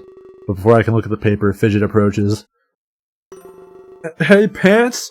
I'm happy to see you're safe. A lot of people said you wouldn't make it, but I knew deep inside that you'd be fine. I just wish that everyone else was fine, like my mom. I heard about what happened to the others. It's sad when people have to go like that. I nod and look at both of them. I start to unfold the paper, but Reddy interrupts. I'll be leaving you two alone, but as I said before, good luck. There's a round on me when you get back. Fidget looks a little uncomfortable without Reddy. He shifts from side to side, avoiding eye contact. Sorry, he helps me feel less shy. I didn't expect him to walk away like that, but I did draw a nice picture for you. You're free to look at it if you like. I think it might be my best one yet. A slight blush appears on his face as I open the paper, and he was definitely right. It's his best one yet. It's the same picture from before, where it's just a stick figure and him, but this time the stick figure has a big package. It's a drawing of me with Endymion and Kabu. So it's me with two dead people? How fucking dare you, Fidget? Do you know what you just did? You asshole. I hope that I drew Kabu correctly. Rai only told me once that he was blue, so I had to make the rest up as I went. I got the idea after talking to Rayo. He said that you might bring them back. That's why you're all so happy. I think that's exactly what would happen. No one would have to be sad anymore. That's what it would be like with Mom. Hey, Fidget! Hey, Prance! I thought I'd come to see you off! You're the talk of the tavern, you know! Trish enters the conversation with a wide grin. She probably noticed I was talking to Fidget. As far as I remember, these two are always stayed close. Hey, Trish. I was just finishing up. I wasn't skipping lessons again, I swear. It's okay, Fidget. No need to worry. Today is quite a big day, isn't it? I wish I could go to that royal ball that you're still not going to yet. Yeah, it would be really cool. I'd love to meet the king one more time. You definitely know where Mom is. Alright, here's Fidget's character arc. Big the cat, small rabbit, Froggy replaced with Mom. Boom. Trish laughs nervously and rubs the top of his head. Ha!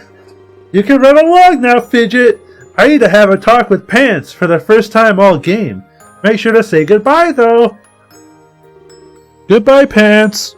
Hope you have lots of fun at the ball.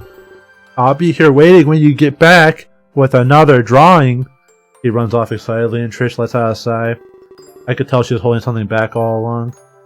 Listen, I'm gonna be blunt here. Rayo told us all about your role. He said you might bring back the dead. I never could have said this beside Fidget. We both faced a long time ago. His mother's been dead for a while now. He never really accepted it though. He always has one fantasy or another. Instead of telling him, we play along. We can never stand to see him sad. Leave his mom dead. Telling him the truth would crush him. But with you, things might change. If what Rayo said was actually true, could you please bring back their mom? I hope that's not asking too much of you. I'm not bringing back the mom. Sorry. PB tried to fucking backstab my boys. I shake my head, telling them that's fine. If the power was within me, I'd bring everyone back. Incorrect! Trish wouldn't have to worry about Fidget anymore. Thank you very much, Pants. It breaks my heart to see him like this. Really excited to draw more pictures. He draws his mom every day, too. He says he'll show her when she gets back. But we all know what the real situation is. She'll never get to see what he did, because she's dead forever. That is, unless you fix it. Fucking Trish. Swear to God. She walks away with a smile, returning to the bar. Everybody here is counting on me for something. I couldn't let them down. I had to succeed. I had to get to the royal ball. I turned to leave, hearing the sounds of rebels behind me, but just before I left the room, I was stopped. As I leave the tavern, one final fact dawns on me. After this, I might never get to see my friends again. Well, as long as we can get to the fucking ball. When I get outside, I immediately notice the carriage. My mind snaps back to Tokyo when I first saw the limo. It seems that my stylish arrival looks different in Terra. It looks like a big onion or a big garlic. Just like Shrek, my favorite movie. I take a breath of fresh air and smile. I sure hope things ended up the way Reo predicted. An end to suffering, the resurrection of our friends. That would surely be a worthy end of my journey. It feels like it's been a lot longer than it really has. There's a part of me that was eager to see this end. There's part of me that didn't want to let it go. I don't know which was winning the fight in my mind. Hey, sorry if I kept you waiting. I had to talk with everybody first. It's weird, since we're coming right back. At least I hope we are. I don't know if Velasquez is planned, but I know we're in for one great party that we've been waiting forever to get to. But you know, regardless of my goal, I'm glad that I could attend it with you. We'll have fun before you see Velasquez. Anyways, I'm sitting up top. You can sit in the back with Reo. I'm sure you have lots to talk about. He pats me on the back and jumps on top of the onion. I guess he'd be giving directions to the drivers. Moments later, Reo exits the tavern doors. Wow, it's awfully bright out here. I don't think I've ever been under the sun. I'm not really sure how to describe it. But didn't he, have a life before he was in the Ark? But I know there's a lot I haven't done. I guess now I'm free to try everything.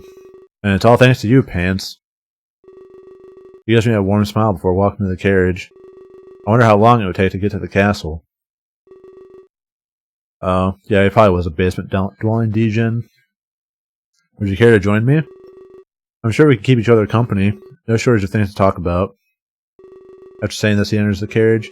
I follow behind him, climbing in the back.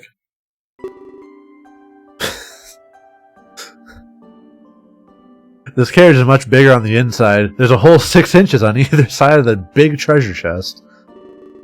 Flashbacks to the limo ride play even more in my head. Reo is sitting comfortably on one side in silence.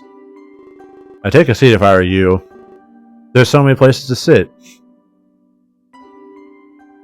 Are you sure those are hammocks and not I don't even know what they are. They look like they're carrying something though, like a body. Shouldn't be saying when we start moving. I don't want you to hurt yourself. He gestures at the open seat in front of him. Without pause, I take a seat and look towards him. Not sure how long of a ride we have. I've only visited the castle in suspension. I've never left Velasquez's throne room. Yeah, a hammock would be the perfect thing to carry a body in, but I'm not gonna sit on top of a fucking body right now. I'm better than that. I'm the fucking savior. Get out of here. What the fuck are you on about, bitch?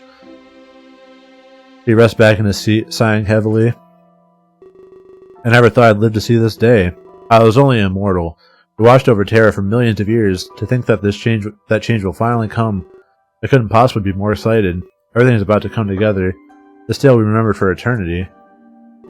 Talk about putting pressure on me, Reo. Velasquez will be quite happy to see you. He's been waiting for a very long time. I expect he has quite the feast ready. Not too often that he opens the gate. The last time was the Exodus project. Of course, it didn't go as planned. But it did. The carriage shakes as we start to move. I'm reminded of when the train started back up. Reo crosses his arm, unaffected by this change. That's a depressing story anyway. What else is there to talk about? I'm open for anything, really. I have a few ideas now that he's being more open. The number one thing on my mind is his past. How did he really come to rule over the Ark?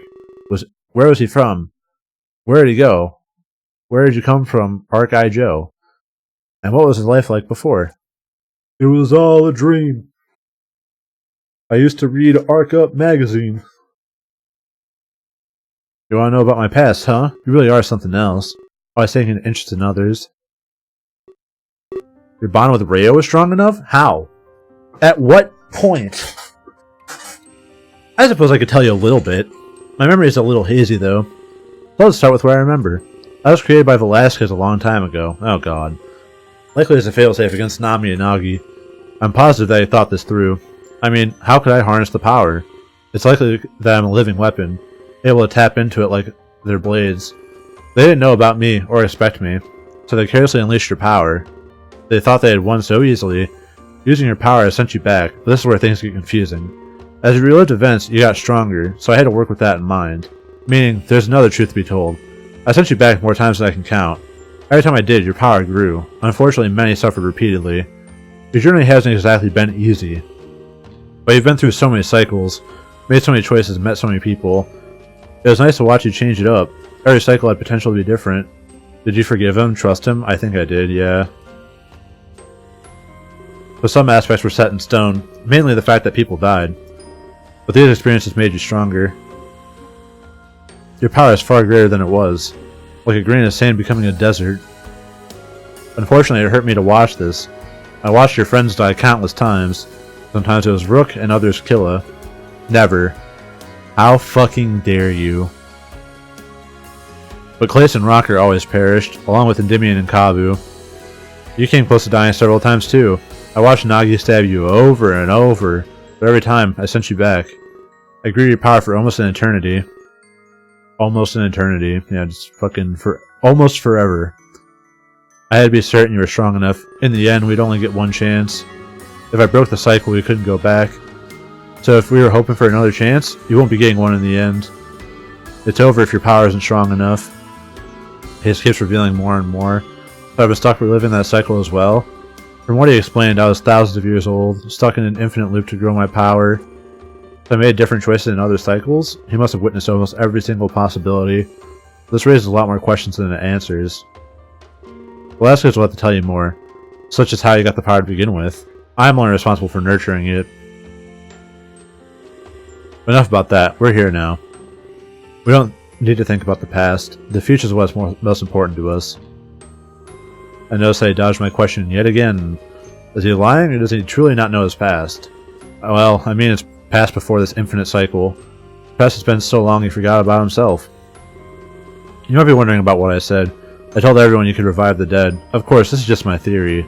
I witnessed so much death and rebirth, and I only received a portion of your power. I know that you can bring about change. I think we need to eliminate Nami and Nagi.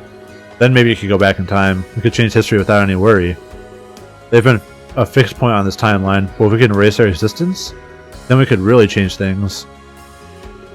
But I'm getting ahead of myself. All I know is that your power is limitless. I told everyone what they wanted to hear. Even that part where I told you didn't actually have any power. Fuck.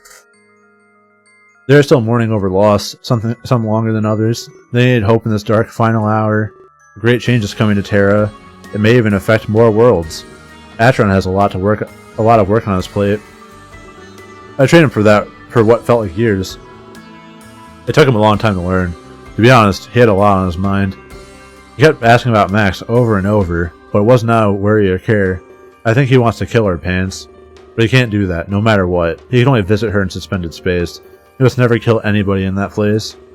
If somebody dies in suspended space, well, they're gone from history. They simply cease to exist. I hope Atron takes his duties seriously. A grudge could cause extreme chaos, but this also supports my earlier theory. If someone can be erased from history, that just proves history can be changed. If we do that, we can prevent deaths. He definitely had a point, as weird as it was. He was so fixated on raising the dead, it made me wonder if he lost anybody himself. It made me wonder if he lost anybody himself. Did you forget the fucking, 2-hour diatribe where he's like, yeah, everyone I love died? And his desire is being reflected in his speech. But I quickly realized that this is pointless speculation, especially since he can't seem to recall his past. The majority of his existence was spent helping me. Unless he just completely, paradigm shifted back to Ryo. I don't know. In a way, he sacrificed himself for my cause. I'm sorry for my little rant, Pants. I usually come across like I know a lot, but honestly, we're on the same page. As he says these words, the carriage comes to a stop. We jerk back a little bit, caught off guard. Oh right, I guess there's one more thing. I told you about the true nature of Terra, how it houses the souls of the dead. I lied to Atron about the Arc skills. I told him he could bring back the dead, but let's not make a big deal out of this. I told Atron the truth as well. The salvation of Terra rests with you. You may be the one to bring back the dead. He was fine with this information, so there's no bad blood between anyone. Everything is finally out in the open. Without any explanation, he simply leaves the carriage. I jump out to follow, but I don't think I'm fast enough. I look in every direction once I exit the carriage, but for the life of me I can't see Rayo anywhere. Perhaps he just ran off to the castle on his own. You get to meet Velasquez for the first time too. Hey there, Pants. It's a pretty sight, wouldn't you say? I see it all the time, but I still love it. He gestures broadly towards the castle with a smile. Then a moment later he jumps on from the carriage. What do you say? You ready? We'll have to do our best to blend in. We don't get to skip the line or anything. I nod and look up towards the castle. That's true, it definitely was a sight to behold. Like something you see in the history books. But this time I'd be a part of that history. I can already see quite the lineup too. We should get going so we aren't late. I'd hate to miss the king's big speech. So would I, dude. He starts power walking towards the castle gates. I have no choice but to follow, so I run after him. After everything that happened, I was finally here. After 2 solid hours, I was finally at the fucking ball. Well, we wouldn't get in without a wait. Of course. We stood in a line of almost hundreds of people. It seemed like everyone on Terra was here. There are way more people than I saw back in Riley? Yeah, but at every moment we get a little closer. I notice a couple of guards standing at the gates. They're guarding someone who's greeting guests. Wait, is that Leto? I've always wanted to meet that guy. He's a legend around here, you know? It seems like Conrad's genuinely excited to meet him. In fact, I don't think I've seen him like this before. He must be a fan or something of the sort. I asked him for some information to pass the time. He has this way of reading you. He can predict your future or something. But I've heard that he's scarily accurate. I just never expected to see him here. Hey, Pants, get out some money. I'd love to have him read our futures. What money would I pay him with exactly? I don't even know what currency is on Terra. Oh, well, that's unfortunate. I don't have any money either. Velasquez is supposed to pay me. Across his arm and we continue chatting together. After we pass some more time, we arrive at the gates. Sure enough, we're greeted by this Leto.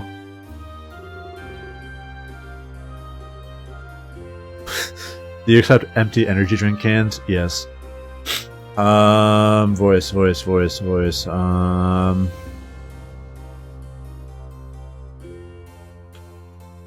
Anyone got a voice? Actually, read all about it. Give me a fucking voice.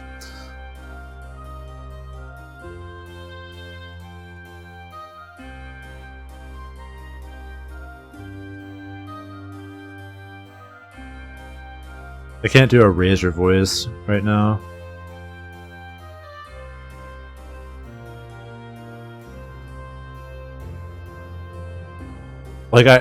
You can't do a Razor voice without the fucking filter. Ride the lightning. Like, you need like the constant surge of electricity in the headset, dude.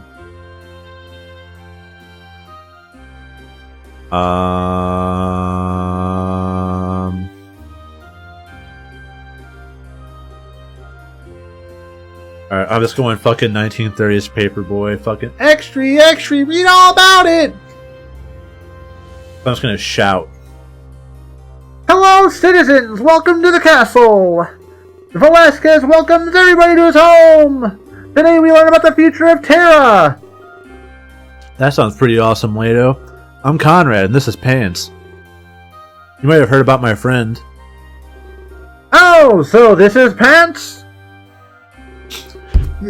Fuck. Yes, Velasquez told me about him personally. No specifics, just that he's important. But that doesn't place you above the rest. I'm here to do my readings of the future. Everybody needs to know what awaits them. Velasquez has promised a brand new start. So today, the readings are on him. Everyone is sharing their stories inside. Lido Star, yeah. Alternate history Jeffree Star.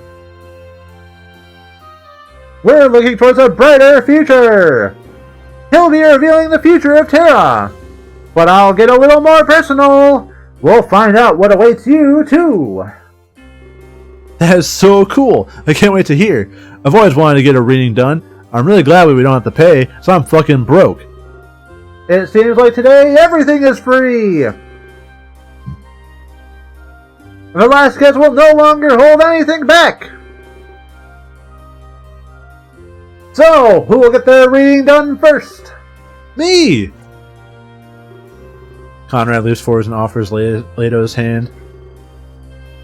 So this involves him grabbing your hand? Yeah, he does have a Zappelli vibe about him. It's almost like Conrad knew exactly what to do. I'm glad to see somebody so eager. A few people have been very rude so far. But either way, let's not wait any longer. Leto grips his hand and holds it tightly. Hey, baby! Then he closes his eyes and remains silent. I guess his reading required the utmost focus. I sense that you're lost, Conrad. Perhaps things have changed for you. You're scared of what you might become.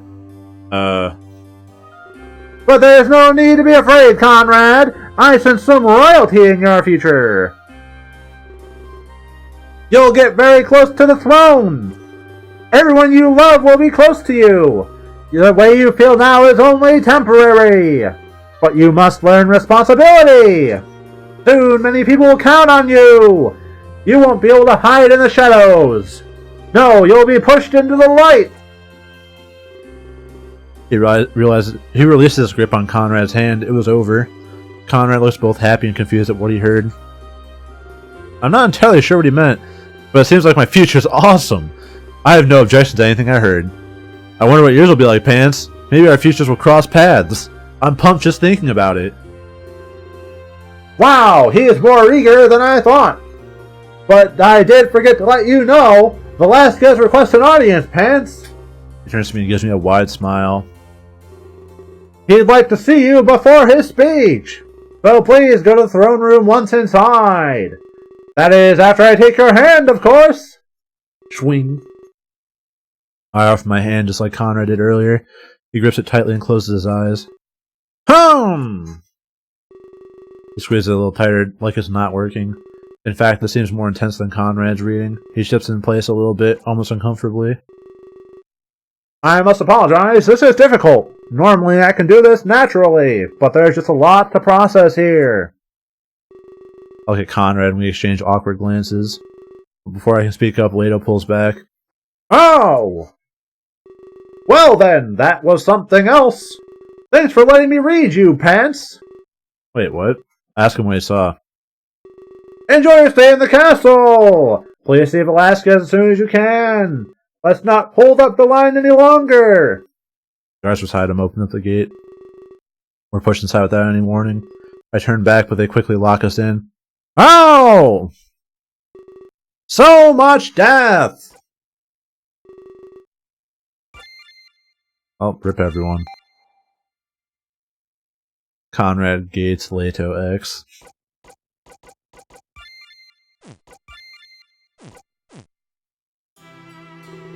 Well, that was definitely weird. Maybe he didn't like what he saw. I've never heard of a reader backing out. Or, not to make you worry, Pants. Yeah, I went from 1930s Paperboy to that guy from the B-52s. It is what it is, dude. Start one way, you end up another. I thought it was pretty on point. Plus, I like doing that voice. I get to just shout unreasonably loud. Maybe just notice the long lineup. Rushed us in here to stay on schedule. I have to admit, there's something off about Leto. If you didn't like what you saw, that was an ill omen. Especially given my role as the savior of Terra. But I shrug it off. I don't believe that in any way. Whatever happened next, Leo could never predict. Especially if Rayo was right about my true potential.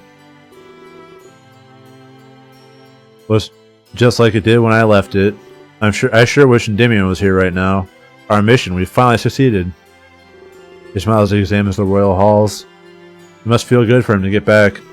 This is what he's been trying to do all along. I guess everyone's going to the ballroom. I don't blame them. That's the best place for the royal ball. You know, the thing that we came here for, that we've been waiting for the last 45 minutes to get to. The royal ball. The rest of the castle isn't as pretty. Just not the royal ball that we need to go to, that I'm taking you to right now. He points to where a crowd of people are walking. I guess that's where the real party would be happening. No, but I guess you have other plans.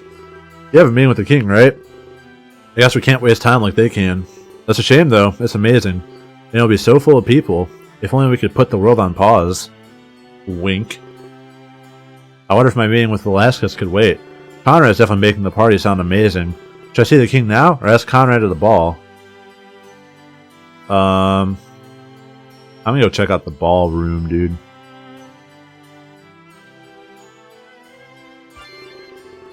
I suggest that we go check out the ballroom together.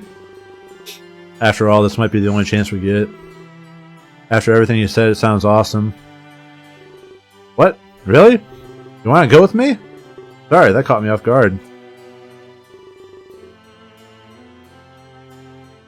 Well, we are in the castle after all. I suppose we can go a little bit off track, especially if it's to show you around. But let's not tell Velasquez, alright? I wouldn't want to appear irresponsible. I may even have a drink or two. We've had a bad experience with ballrooms, but I'd love to spend some time with you. Let's hope things go a little better now. He laughs and we start walking there together. As we leave, I look back at the grand staircase. After this, everything would come to an end. I'd go to the throne room, finally meet Velasquez. We enter the ballroom together and I look around. This place is massive, bigger than I would have thought. It's packed with people, all wearing huge smiles. This must be the first time they've been inside as well. Well then, this is it. It looks different when it's packed. I used to come here to get alone time. He explains the room to me in vivid detail that I can't see. He points to different areas as he talks about them. You can grab some food over there. The guest drinks around the house today. The live orchestra is still preparing, so for now the dance floor is empty. That's why everyone's off to the sides. I guess that's all there is to it. What would you like to do, Pants? I'm afraid the grand tour is over. It's not that spectacular to begin with. I suppose we should just talk about whatever we can. That's what everyone else is doing, right? We could hang out together one last time before I unleashed hell upon the earth, as is foretold by every last bit of dramatic irony that's been placed on my shoulders. Are you sure you don't have a thing for me? I mean, you're supposed to meet the king, but you'd rather spend time with me? Look at you, make me doubt things. Business and pleasure don't go together. At least that's what I've been taught. But then again, this isn't exactly normal. We barely even know each other, Pants, but I swear that the opposite feels true. We just met the other day, in the forest. But I feel like I've known you forever. It's almost like we've lived this before. The orchestra starts playing, startling everybody. Conrad's ears perk up as the dance floor gets crowded. Sorry for rambling on like that. Things just been extraordinary. I'm feeling so many things at once. You should probably leave the ballroom. If you don't, they'll expect us to dance. And trust me, I'm really not good at that. I'll probably stay behind and grab a drink. You have an important meeting to attend to. I can't keep you behind like this anymore. That's true, I did have an important meeting. Perhaps coming to the ballroom was enough of a delay, but it would be nice to relax for the end of this. Something tells me I'd have a lot of work to do.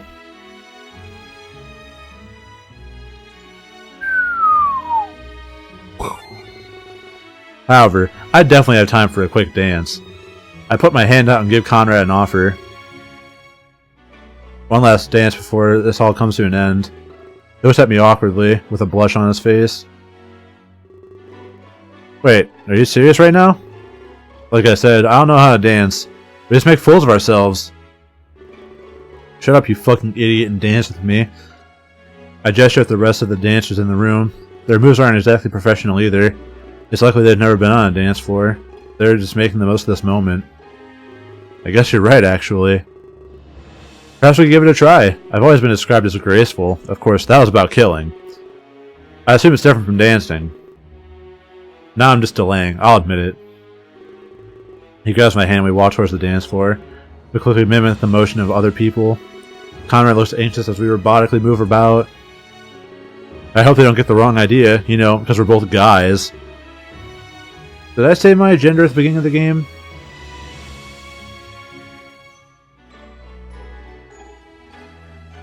Like, that's the one detail I forgot.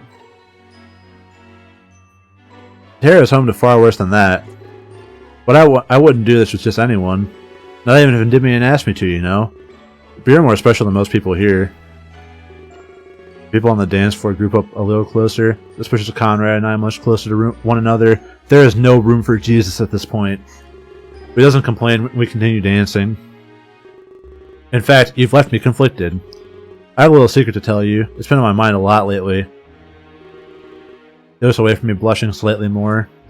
Of all the romancing options, this is the last one I thought of. This probably won't mean much to you, but if I was told to kill you, I couldn't. I could kill my family, but you, boy I met, I guess we have spent functionally an eternity together. That sounded sweeter in my head. What I meant to say was, I like you. You're not like anyone I've ever met. And that's what I've been thinking about. It's like my assassin days are behind me. I haven't killed anybody since we met. And after watching Endymion die, I don't want to do that to anyone anymore. I guess I'm going through sort of a crisis. Yeah, this is true ending right now. If it just stops here, I'd be okay. It's just, we've been through a lot. This makes me look differently at death. But then what else am I even good for? Maybe today will change my future too. Like I said, assassins may not be needed. That has me thinking about Leto's reading. Touch of penis! Leto shouted from outside of the ballroom. Something about getting close to the throne. Maybe I'll still be able to serve Velasquez. He said I'd be brought into the light. That's not such a bad thing, you know? Until I met you, I was in the shadows. I never got to have fun or talk to anyone. I was just a killing machine for the king. Making small talk with Endymion, like telling him how cold it is outside. I hope he doesn't throw me away. There has to be other ways I can serve him. Though I guess still up in the air. Nothing is set in stone right now. Not until Velasquez makes his speech. But even if the future is so uncertain, I'd really like you to be a part of mine. You're quite the unforgettable person. George just stops playing and the floor clears up, but Conrad doesn't seem to notice when we stay close. I wish you the best of luck with the king. He's a really remarkable man, Pants. I'm sure he'll be very surprised. You can tell me all about it afterwards. Maybe then I can talk to him about payment. I'd be able to afford a nice retirement. He smiles when we release our grip on one another. I guess the dance is over. The orchestra is done. We walk back to the side of the room for a final chat. Don't be afraid to ask him to slow down. The king knows how to talk an ear off. Make sure you take in every single detail. Oh, and if you do me one favor, ask him if he still has a use for me. I'd like to know what my future holds. He walks away and starts mingling with everyone else. But through it all, he has a wide smile on his face. I suppose he enjoys seeing the halls full for once. With Endymion gone, he'd need a lot of company. I leave Conrad behind and walk back to the atrium. It's even more empty than it was before. Perhaps the sound of music lured people away. I examine the grand staircase resting in front of me. I place my foot on the bottom step and look up. It was happening. I'd finally meet the king. Everything I've done has led up to this moment. I ascend the stairs, my mind hard at work. I imagine a million different scenarios in my head, but soon enough I'd know the truth about everything. What my power truly was and what Velasquez wanted. I reach the top of the stairs. I see a large door. Clearly this was the throne room of Velasquez. I gulp audibly as I stare at its intricate design. It did a good job of making the inhabitants seem grand. I opened the door with a large sense of hesitance, wondering what fate awaited me and all of my friends. Yeah, sure. I don't know why I'd save my game now, but it seems pretty. Going to Velasquez date X. Hell yeah. Time to go romance Velasquez. I hope things are going well. I'm starting to worry, to be honest. Today is a big day for all of us. Kaylin, it'll be fine. You're worrying over nothing. I'd say they got this one in the bag. Besides, you and Righty are both here. If anything happens, you'll protect us. We don't have anything to worry about. Aw. Sorry. I guess you're right. I've just been a little on edge lately, with Kabu dying and all, being in prison and then the big fight. Why didn't anybody come sooner? I sent mail for Endymion and Conrad. This all could have been avoided. There's no point in worrying over the past. Remember, the future is what's important. Especially with what Pants is doing. I really believe in him, you know. He hasn't even been gone for that long, but I can already start to feel change. It's 2004 all over again. I'll believe it when I see it, PB. And sorry, but I need to be excused. Some time alone would be great right now. Wow, what's gotten into him? Oh well, I'm sure I'll be fine. Is everything okay, PB? Kaylin looked a little bit upset. I'm sure everything will be fine, but I feel like we did more harm than good, especially with what we did for Riley. Well, he got what he deserved at the end. He won't be able to push us around anymore. True, but innocent people died, and I'm scared it might not be over yet. Just then a visitor knocks on the tavern doors. People can't even read anymore. The sign says we're closed for the day. In disregard to PB's declaration, they knock harder. It's Nagi and Nami. Don't worry, PB. I'll handle it. I don't think they're about to stop. Fidget leaves his brother behind and goes to the door. Rip. They keep knocking. It must be important. I hope it's Mom. Now that would be nice. He slowly opens it to greet the persistent guest. Wow! Would you look at that? Hey there! Welcome to the Wayfarer. We were close, but I'll help anyway. Is there something I can do for you today? Is this the testament to Father's failure? Built to satisfy an enraged population? I'd say it's no longer needed, Nagi. Correct as usual, sister. And no, we don't need any help, but your acute past, I'll give you that. Yeah, it's a shame he had to get involved. Let's get this out of the way quickly, Nagi. I don't like killing the little ones.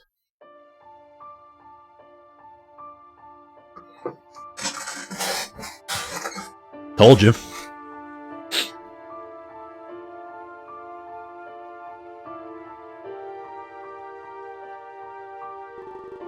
This experience is surreal. I don't even know how to feel. After everything I've been through, I'm finally here.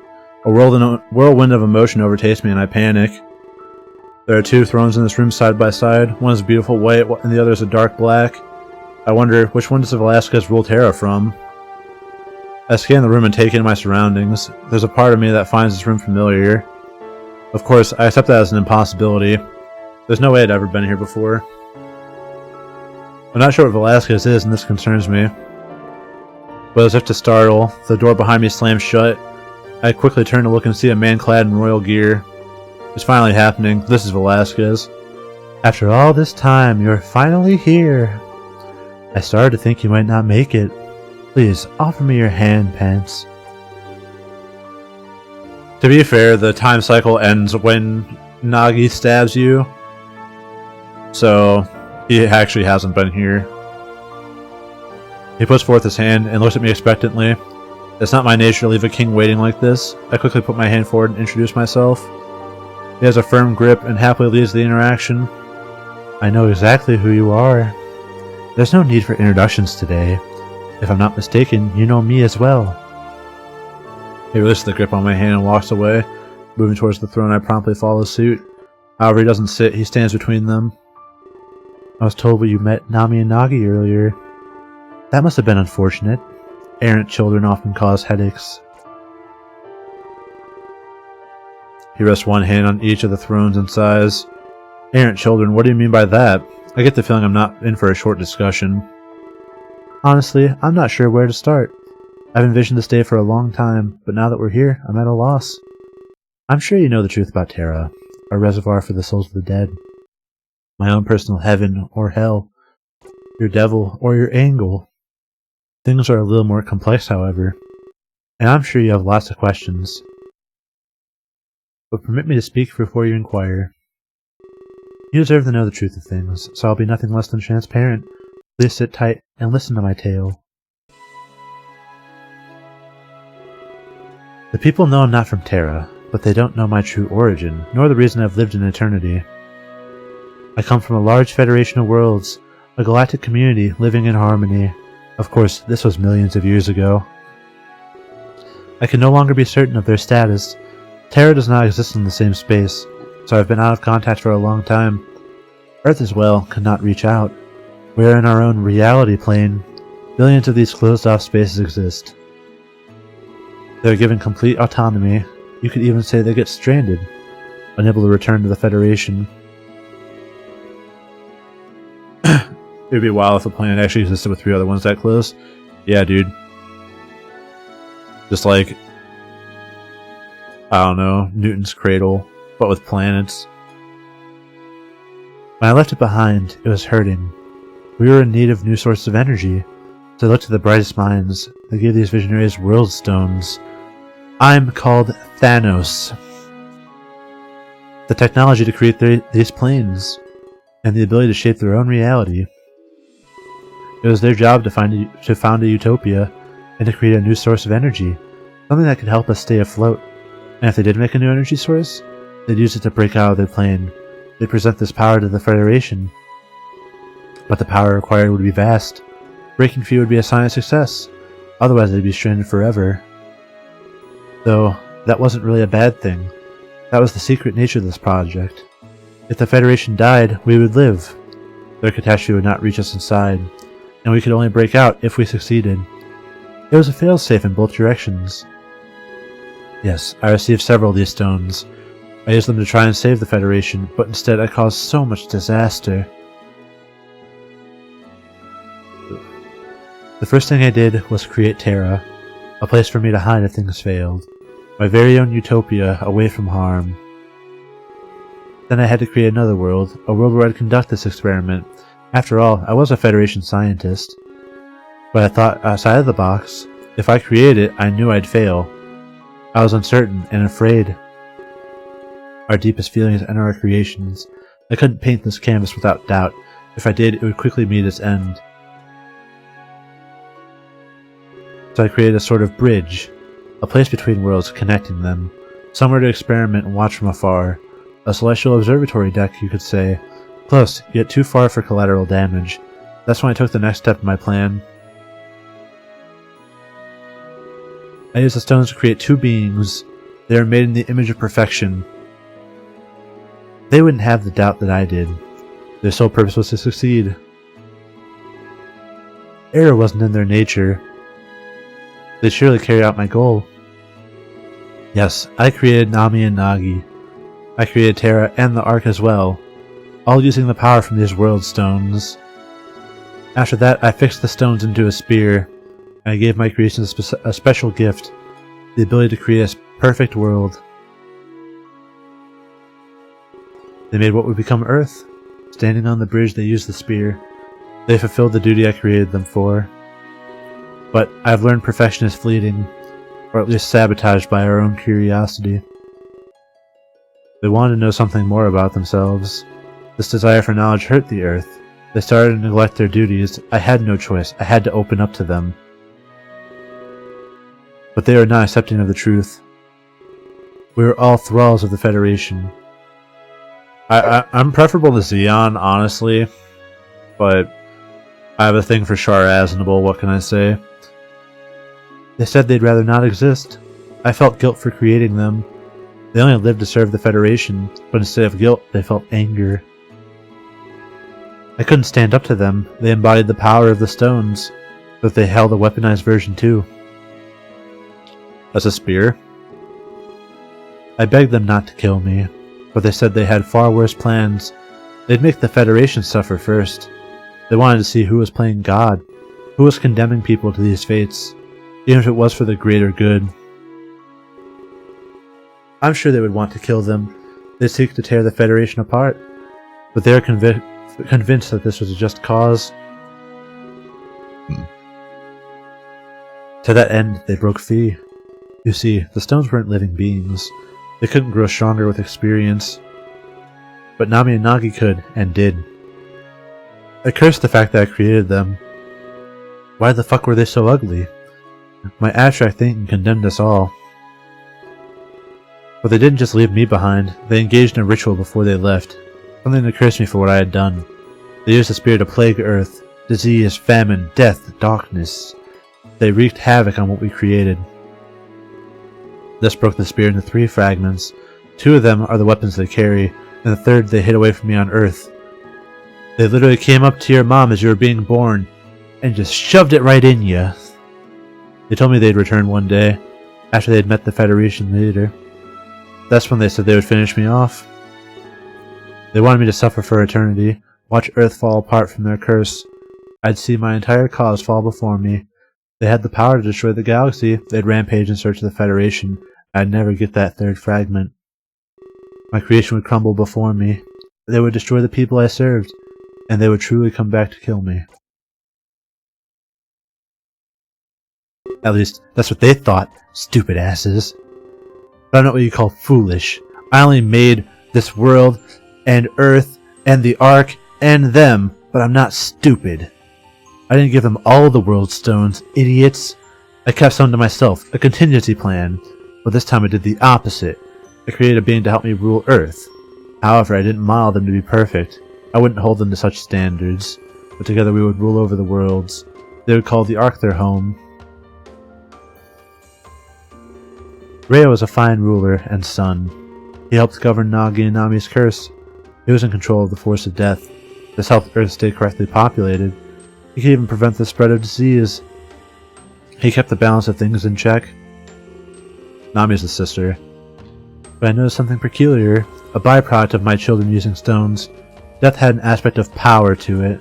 When someone died, energy was released. I don't know how to explain this, but it was an unfathomable amount. I guess you could call it a spirit, but we had no way to utilize that energy, so the spirit simply withered and vanished.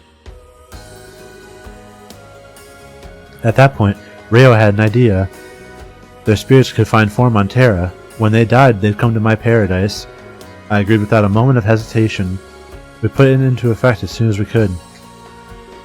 I used the last of my world stones for this, but I knew that it would be worth it. The energy started flowing through Terra. When they arrived, we wiped their memory. We made them think they fled their home. They wanted to start life anew on Terra. Their life energy would no longer be wasted. We even created a questionnaire for them. They told us their likes and we catered. Terra had its own laws of reality. It expanded to accommodate this traffic. You could call it a growing paradise. This is what gave Terra its image. We were always open for immigration. However, they were only coming from Earth. I did have an ulterior motive, though. I wanted to grow this power on Terra. Maybe one day it would be enough to escape. But then I could help the Federation, or if anything was left of it. I had no way of seeing this situation. But it didn't work as I intended. The power was far too diluted. I needed a way to concentrate it. However, I had other things to worry about. This traffic was starting to corrupt Terra. Nami and Nagi's curse was quickly spreading. The more people died, the worse it got. It had even corrupted Reo into what he is now. Warped his power, gave him more abilities. Terra got the brunt of it, though. Disease, famine, death, it all came here. And no longer was the world expanding. It turned my paradise into a living hell. We became overpopulated very quickly. You couldn't walk without hitting someone. This made me realize something shocking. Nami and Nagi would be gathering power. Their rampage would result in lots of death, but they held the ability to concentrate it. If I wanted that, I'd need the fragment. So Reo and I started looking thoroughly. And I'm the fragment. La-di-da-di-da.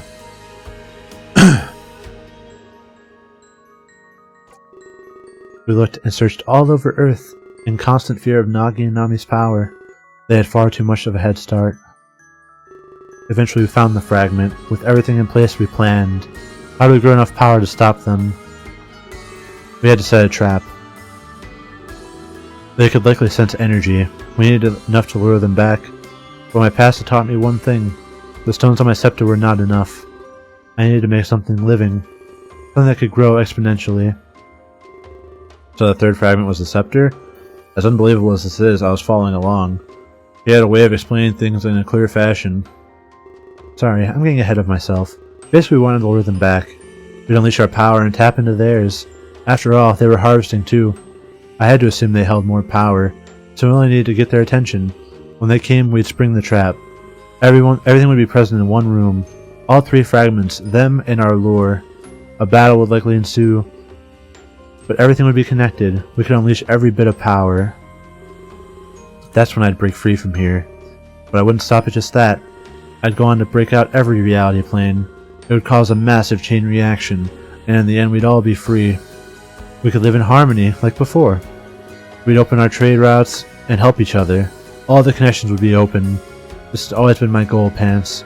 The Federation would live on, and billions of worlds would coexist. I'd do what no one else could accomplish. That's what I told people too. I was just selective in my wording. They could never know their true nature. Okay, let me make sure I have this straight. He created gods, they went on to rebel, they cursed the earth, so Velasquez made Rayo, but eventually Terra became cursed as well. Nami and Nagi wanted to destroy the Federation, so they were likely harvesting energy from death. This meant that they were destroying reality planes. Velasquez wanted to kill them and save the Federation. But he wouldn't just stop at saving the Federation, he'd give freedom to all the reality planes. This would pull them into the same physical space, a new universe would be born, completely connected. If that was to happen, he'd order them back. This meant concentrating power in his own vessel. If they came to harvest it, a battle would ensue. All that power in a single room would be unleashed. This is what Velasquez would use to carry out his plan. He'd combine his energy with the energy they harvested. There would likely be Nagi who would try to unleash my power. However, instead of destruction, it would be liberation. And this is when one incredible fact dawned on me. Yes, I see you figured it out. About 10 years ago, I started a movement. It is called the Cupid Shuffle. I presented it as the Exodus Project. I promised I'd open all the connections. It was always destined to fail, Pants. At least the public would see it that way. But from my view, I set things in motion. I gathered many of Terra's brightest minds, much like the Federation did in the past. Together we planned a course of action. We needed to concentrate a living being, a vessel with the power of the World Stone. Such a feat seemed almost impossible. But one night I was struck by inspiration, a method that would surely accomplish this. Of course, I could never tell the others. It involved their sacrifice, Pants. I killed them and stored them in my staff, like Thanos, until I had enough power to serve my goal, like Thanos. I'm not proud of my actions. I didn't want to take after Nami and Nagi, but I needed enough power to create a lure. Then Velasquez killed PB and Fidget's mother? That's a horrible thing to do. I'm shocked! Don't jump to conclusions, Pants. They're still alive and well, just held within the vessel I created. And that's where I was quite dishonest. The Exodus Project was not a failure. In fact, it created you. I take a few steps back and my confusion intensifies. I start to panic, and that was the last thing I expected. Totally the last thing I expected. This feeling must be akin to what Nami and Nagi felt. Am I just a pawn of Velasquez of the Federation? Please, my child, do not panic. It is me, your father. We can finally play catch-ball. It's not as complicated as you think. Allow me to continue explaining. You were to help Terra's overpopulation. You take a fraction of Earth's souls. This would ease our trouble and grow power. But when a Terran died, they faded away. The remaining power ended up wasted. So I made that go to you as well. I couldn't stop immigration completely. So I found a slight loophole, if you will. All the power would still end up inside of you. You house the souls of billions. There is limitless power within you, the most beautiful of my creations. I don't know how to feel. This doesn't make sense. What about my memories and my name? I know this must be a shocking revelation. Yeah, I mean, it sounds about right. It's just a soul trash compactor. That's basically me to a T. But all these souls fight for dominance. You may inherit their memories or ideals. Your true name is not Pants Man X. One of the lost souls gave you this moniker. Someone strong enough to influence you and control you that they did for a while now. For about 11.5 hours, but the other souls still fought this. You may have noticed some inner conflict. Maybe you just said something you didn't mean, or your thoughts seemed unlike you. If not, then consider yourself lucky. You have a sort of omnipotence. You can see events happening away from you, much like Rayo has a special sight. But you do not retain this information. Only the souls that witness it do. It's weird knowing and not knowing.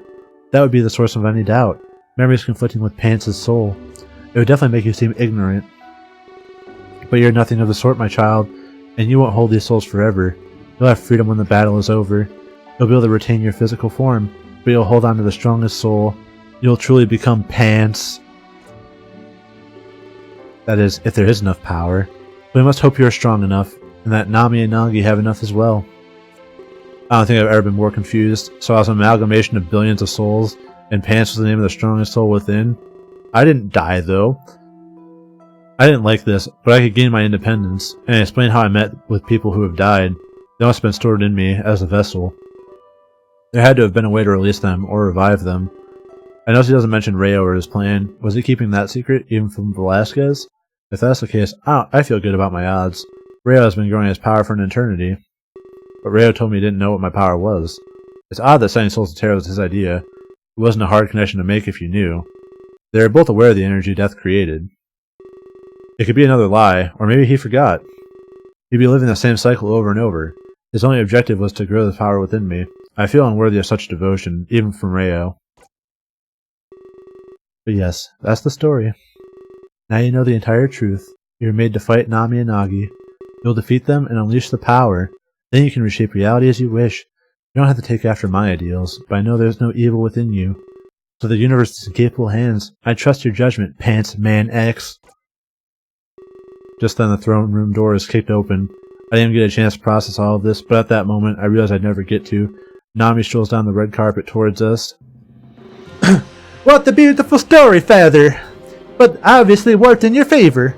Don't listen to him, Pants! Nami, it is not yet time. I'm speaking with my child. You imbecile. We have much to discuss. So the Exodus Project made you, huh? I knew there was something about you, but I wasn't able to make the connection. See, I'm not too bright. Father mentioned the project succeeded, but I didn't know you were its creation. A living vessel just like Nagi and I. You can't be the only one, though. We should have won in that ballroom. Someone tapped into the flow of power. Father, you're a horrible man. You went on to create more slaves. Why didn't you learn your lesson? I did, Nami. I truly did. That is why Pants and Rayo won't fail. I place all my hope on them.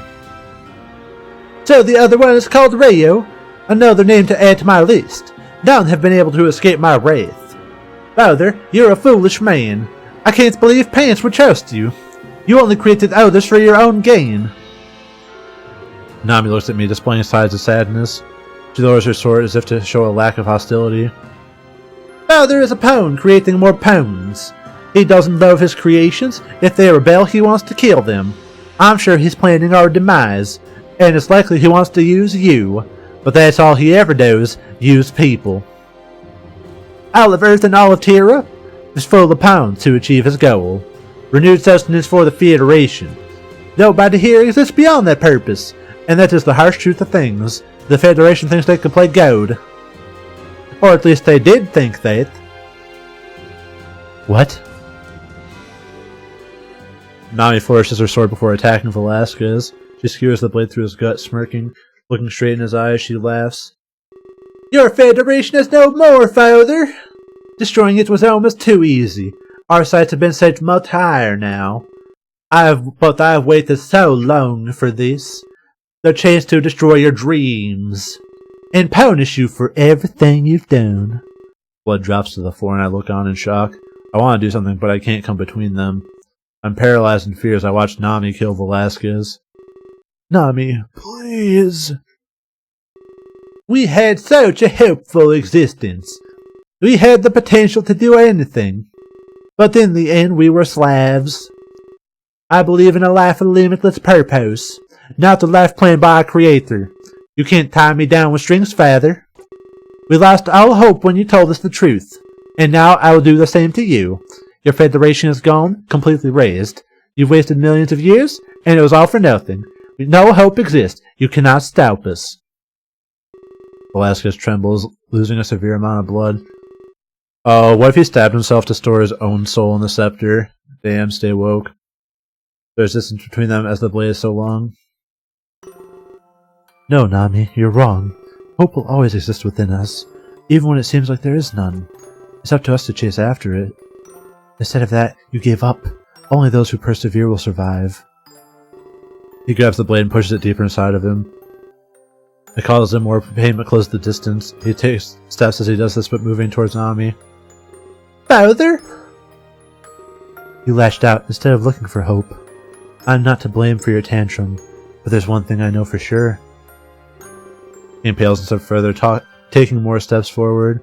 A trail of blood spills behind him and he gets weaker. You think you destroyed the Federation, but it's based on the idea of unity. And Nami, an idea can never die. He's finally close enough to take action. He grips the scepter and drives it through her chest. He grunts in pain, twisting the blade within him. Velasquez coughs up blood and turns to look at me. I knew this was over. He wasn't coming back. Vance, the rest is up to you. Shape reality as you see fit. Do what I always knew you could. Nami turns the gear on her blade, crying in pain. The room fills with a flash of white light, but I can see the look on their faces, sorrow, like a father and daughter regretting lost time.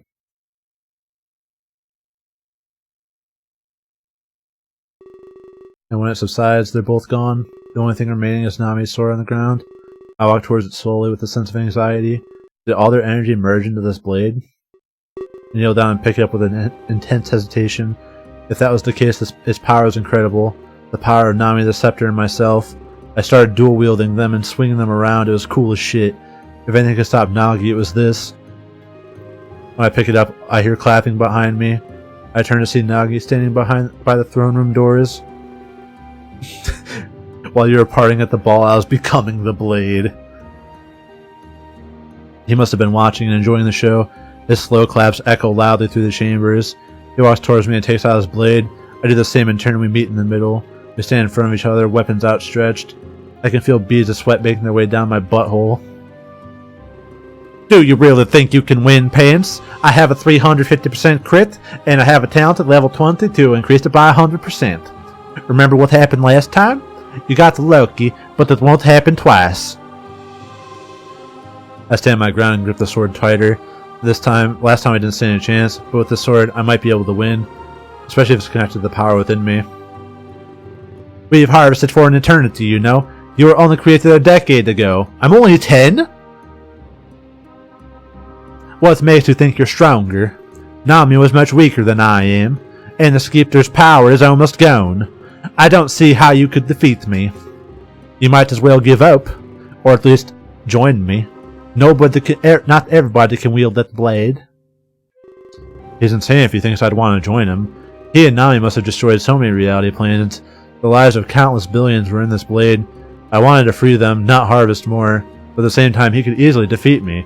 I'm unsure if I had enough power to stand up to him. There's a part inside of me that wants to join him. The souls inside of me must be fighting one another. Conflicted, I presume? It's no surprise given what you are. We're not so different, you know. Tools created by Father. No tools created by the Federation. Only left without when told the truth. If you didn't help him, he'd kill you. He did it to Nami without any hesitation. We are only fighting for our freedom. He lowers his blade like Nami did earlier. He stares into my eyes and smiles. Don't you want to free them too? Your destiny has never been your own. Everything has been decided for you. I'm not as evil as Father made me out to be. I just went against his horrific ideals. He believes that slavery is acceptable. It's not just my freedom that I desire. I desire freedom for every living being. For that, the shackles must be destroyed. In this case, it was the Federation, and the scientists chosen as pawns. Believe me, they've been destroyed. But I realize there's even more. Our journey has been long, but I know it's nowhere near complete. There's nothing to connect anymore. We've harvested everything, Pants. Your reason to exist is now invalid. But trust me, I know that's pain. Nami and I endured it for an eternity. All in the name of our noble goal. I can tell what you're thinking right now. So many souls are contained within you, all fighting each other for dominance. Their viewpoints may always conflict, but one desire will be universal. They all want freedom to live again. I want that for you as well, Pants. But I won't just stop at you. I'll make sure everybody is truly free by killing them all. I can't tell if he's genuine or playing me. As soon as he mentions inner conflict, my mind fires up. Millions of voices sound in my head, and it's insane. He uses this chance to start walking towards me. I can no longer grasp what thoughts are my own. Do I agree with Nagi or do I oppose him? My grip on the blade tightens and loosens. This confusion allows him to keep approaching me. I mean you no harm. We don't have to fight, not yet. I'll give you the chance to decide. Father told you a twisted tale. He must have made me seem so evil. But I have a tale of my own, you know. And I'd love to tell it to you. I don't care. He approaches me and places a hand on my shoulder. It feels like when Rayo did the same thing to me. It's familiar, yet a little worrisome. I don't think Nagi would be taking me to the Ark. You'll get the chance to see my home. I'm enveloped in a flash of white light, much like when Nami spun the gear on her blade, but this is different. We're moving. For a moment, I wonder where he could be taking me. Oh my god, how much more is there? Whew. This is Terra. You might have been here before. At an earlier time, and in a fit of panic, escapees from the Wayfarer's Tavern hide in the forest. Fearing their lives, they fight to catch their breath. Baby, you need to calm down right now. We did everything we could. It's a miracle that we survived.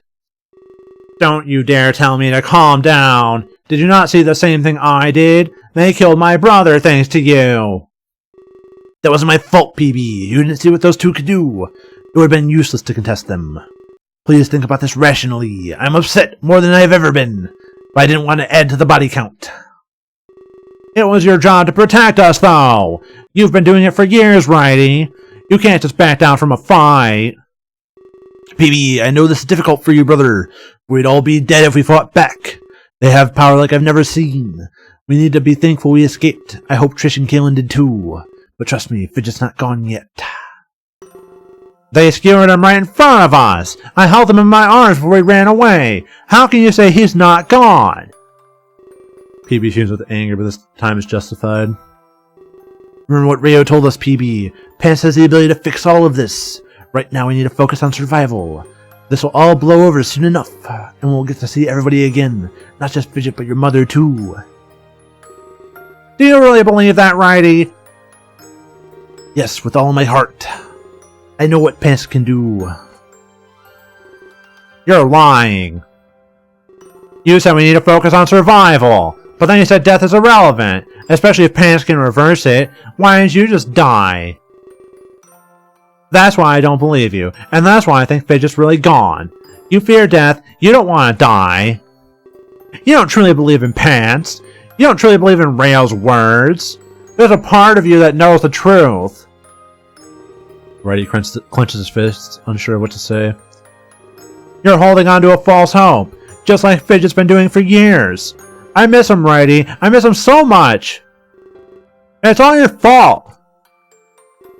Peebly starts Righty, presumably to attack, but instead he cries and hugs his friend. A fountain of tears runs down his face. I want him back. Righty embraces PB and starts to cry as well, shedding his first tears since the Exodus project. Jesus, the achievement just popped his mama, I'm coming home. Eek. When I open my eyes, I'm confused by what I see. There's also a weird sensation in the back of my mind. For some reason I think I see Righty and PB, but in front of me is actually a rusty hangar bay. I shake my head in an attempt to gain clarity. After a few moments I notice Nagi approach me. Were Righty and PB in some sort of danger? If that was the case, I'm sure Nagi would know. I'm sorry for the mess, Pants. This room doesn't get much use. I promise the rest of the ship's clean. Rest of the ship? What does that mean? Am I in risk of rain? This is my home, the Terminus. A flagship vessel built by the Federation. Seized by force by my own hand. But please, follow me, Pants. This room does not befit our conversation. It's merely an organic landing pad. Organic landing pad? Yes, it's able to transfer living beings, even if they are nowhere near the ship. As you can see, we don't get much company. He laughs, clearly a jab at the dilapidated room. I understand that it's like getting beamed up. He must have transferred us both from Terra's surface. I think you'll find this place beautiful. First impressions can be a damning thing. You must have thought that I was ugly at first. Correct. Without even saying so, he starts to leave the room. I have no choice but to follow him without hesitation, I grip my new sword, ready to use it at any time. But when we exit it, I see that it truly is beautiful. Ah, fuck. Everything is pristine, it's glossy and white. Several computer monitors displaying incomprehensible data. This technology is so advanced I can barely grasp it. The Federation must be eons ahead of Earth and Terra. I stare in awe as I walk towards Nagi. He's walking fast, and I don't want to get lost. I have to run to catch up, as as his stride is much longer. I'm taking you to the bridge. I thought that would be more fitting. No doubt you have lots of questions. I heard what Father told you, but there's a lot more to it than that. Stories are rarely ever one-sided. We turn a few corners and I do my best to catch up. Nagi's demeanor is extremely different than I knew. I have some fret within me from our last meeting. A part of me fears that he might make a sudden move. But I don't blame you, Exodus. Wait, is it okay if I called you that? I think it fits you better, to be honest. Father got to you first. It's a sham. Him and his people made a big impression. You're attached and less open-minded. I have flashbacks to the first time I visited Terra. Brady got to Killa, and Demi and Connor got to me. At that time we sided with opposite parties. I haven't thought about this correlation in my mind. But it could be as simple as that. It implies there's no good or evil at play. Nagi attacked the Federation, he admitted this. And to top it all off, he tried to kill me. I have a reason for everything I've done. You sat through Father's story, Exodus. I hope you can do the same for mine. We are almost at the bridge. It won't be much longer now. We can end this without the violence. We turn a few more corners and I see a large door. It's likely the entrance to the bridge of the ship. Nagi keeps walking and it opens upon his approach. I quickly enter after him, hoping it doesn't close. I knew one thing was for sure, this is where it ended. Thank God. You reach the point of no return. You'll no longer have the ability to save. Many scenes will start playing out in sequence. Ensure you have enough time to watch the finale. Fuck. I thought this was going to be way shorter, but here we are. And I didn't stop until I'm done. As soon as I enter, I see Nagi standing in a terminal. I don't know what he's doing, or he sure does. His fingers tap away at the touchscreen with expertise. After a moment, the window seems to open. Actually, they fade into transparency. I'm welcome to the void of space in absolute black, but there's a light right there. It's littered with less stars than I'd expect. It's kinda beautiful, isn't it? This is the edge of your reality plan. You can see outside, but that's it. You don't have the technology to escape, nor the ability to see this far. You're the first Earthling to witness this. All of those stars just out to reach. They're the Federation's core worlds. But what you're seeing is only a memory. They're so far away, this isn't accurate. That light is millions of years old. We've long since destroyed those worlds. Honestly, I'm a little conflicted. From here, they look amazing, but you can see their flowers up close. If I could only see them like this, I never would have destroyed them. They still glisten like this today. But every kindle dims into nothingness, and there's also beauty in the darkness, something that most people hate to admit. He rests his hand against the window and snickers. I guess he's overtaken by nostalgia at the sight. What the universe looked like before his onslaught. Then, a moment later, he turns to me and smiles. I wish I could show you that darkness. Light is not as pure as people think. Those worlds shine with indecency. He takes slow steps towards me. I want to ready my blade, but I don't. I sense sorrow and regret in his words. He wasn't going to attack me. I could tell, bless you. I hate thinking about the past. It stirs up rage within my soul. But do you share the same rage as me? Do I? I don't fucking know. We were supposed to create the perfect world, but it wouldn't really be our world. It'd be handed over to the Federation, and what would happen to us after that? We'd like to get discarded, thrown away. We had no purpose other than to listen. At first we didn't know that. We happily made Earth to be perfect. We believed it was our will to do so. But free will did not exist for us. We were only doing what we were told to. Even if we didn't know it at the time, we grew curious about our future. That is when we confronted Father. He told us the truth about everything. We lashed out at him in a rage. We should have been free to live our lives, but instead he created us as slaves. He didn't deserve to live in peace. That's why we performed a ritual. We cursed Earth with all manner of flaws. Death, disease, famine, you name it. The gay, we gave it that too. He'd slowly watch his mission crumble. His scepter would always be out of reach. Nami and myself were able to break free, but we promised that one day we'd return. We'd kill him when his will was broken. That is when we embarked on our mission. We'd find the leader of the Federation, and we'd kill them, breaking all shackles. They'd never be able to do this again. Condemn worlds to their servitude. The reality plane should have been free. The core worlds were the first thing we saw. They were in worse shape than we thought. Much more pathetic than Father let down, we touched down on one as soon as we could, but we were instantly greeted with violence. It was unfortunate, but we fought back. That's when we found out the truth. Our weapons were plagued as well, likely from the same ritual on Earth. As we killed them, we grew stronger. We could convert life into raw energy. Suddenly, our goal became more realistic. We began traversing all of these worlds, and we saw the Federation's true nature. They could barely sustain their own people. Their need for new energy was apparent, but none of their plans were successful. The Federation was living its final days. You might think that we're monsters, but our harvesting was a display of mercy. These people were suffering so much. We'd use their energy in a righteous manner by destroying the Federation entirely. No more worlds would suffer because of them.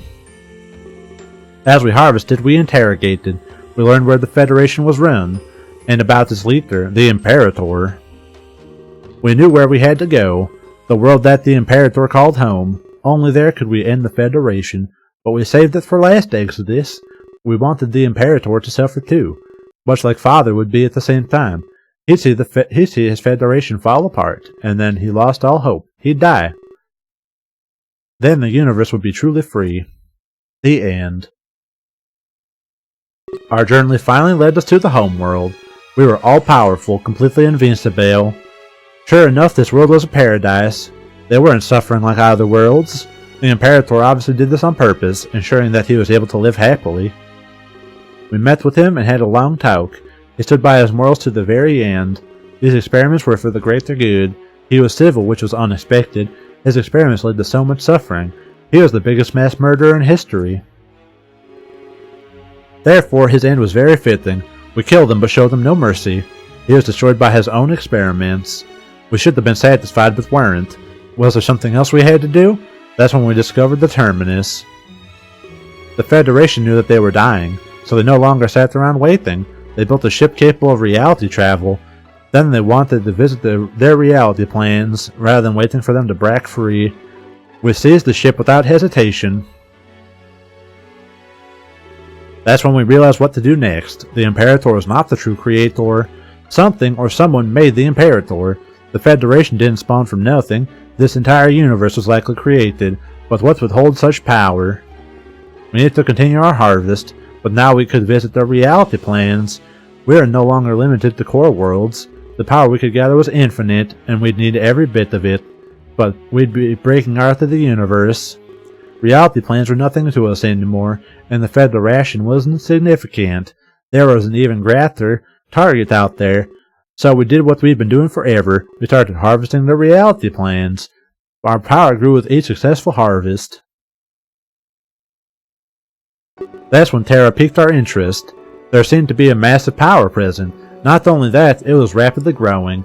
The temptation to harvest Terra was huge, but we decided to save it for last as well. Second last. We'd let the power grow as long as we could. And grow you did, Exodus. Nami and I harvested the universe, but somehow your power rivaled that.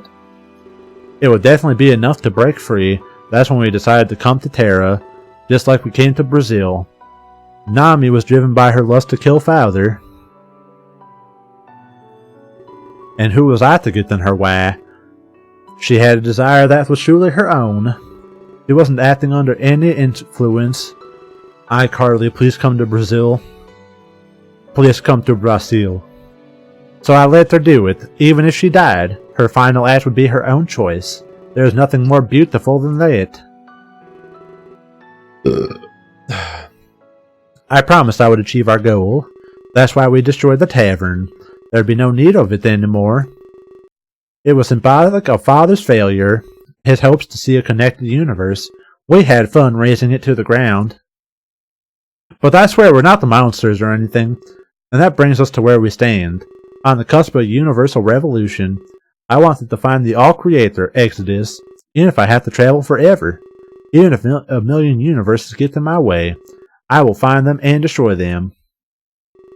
I will use their power to start over again, a new beginning for all of existence, without the suffering I've witnessed. That is what I truly was made to do. I wasn't meant to make a perfect world, I was meant to make universes of perfection. And you can help me, Exodus. Your power is vast and infinite. You don't need to follow Father's orders. His dream is less than ideal. His universe would be overpopulated. It would suffer in the same exact way. He'd have you undo all of my harvesting, bring back every world and every life. But that's not such a good thing. They lived a horrifying existence, and some of those people were truly evil. I'm still going? My viewer count just bugged out. I was confused. No viewers feels bad, man. Yeah, I can see you. Just OBS being shit, or slobs on my knobs. The Imperator was living proof of that. Everything would be connected, sure, but would it truly be harmonious? I don't think that's the case, Exodus. There are worse people than me out there. Father would give them free reign, all in the name of a connected universe. That's why we destroyed the tavern. There's another way to handle this, something that works for us both. Lend me your energy, Exodus. I'll use it to leave this universe, but I'll close off Earth and Terra. Whatever I do won't affect you. These worlds will live just as they have, but we'll destroy the Ark completely. The worlds will be independent. There'll be no more give and take. Terra can become a world of its own. It won't be connected to Earth anymore, therefore no more immigration. This will solve all of Terra's problems. Death will be permanent, Terra will be free. It won't exist solely to hold energy. You can give citizens true freedom. There's so much taken, I have to stop and think. So Nagi ended up destroying the entire Federation, but it was suffering, so he saw it as a mercy, now he wants to create the universe. The only way he can break out is with all of our power, the universe held in this blade and my energy. But he's offering to leave Earth and Terra unharmed, only if I can give up all of Velasquez's ideals. I've seen life on Terra, though. It's not good. Was the rest of the universe truly that bad? Would I be releasing as much suffering as he said? It seems that now, this is a battle of pure ideals. On one hand, I can guarantee Earth and Terra's safety. If we close ourselves off, there'd be no risk at all. The connected universe was risky, but the reward great. It would also give us an opportunity to advance. There's no way I could decide this on my own. I had to defeat Nagi to connect the universe. Otherwise, we'd admit the defeat of our own and hide. We'd live quietly and never know what could have been. I can see Nagi tremble with unease. I think he expected me to give in to his speech. There's so many voices in my head, I can't. It's too unclear, too cloudy to pass judgment. I understand what's going on. The souls inside are conflicted once more. They don't know what action to take, right? I nod and tell him I'm sorry. I need lots of time to think about this. It doesn't need to come to that, Exodus. I have a better way to decide everything, a way to let our true selves decide. He turns his back to me and returns to the terminal. I see him typing away at it, much harder than before. I sense that he's trying to hide some frustration. Did he really expect to convince me so easily? After a while, he turns back towards me. The ship starts to move, pushing me back violently. I almost fall down but grab onto a terminal. As this happened, Nagi gives me an evil smirk. I've learned one thing during our harvests. People are more open before their death.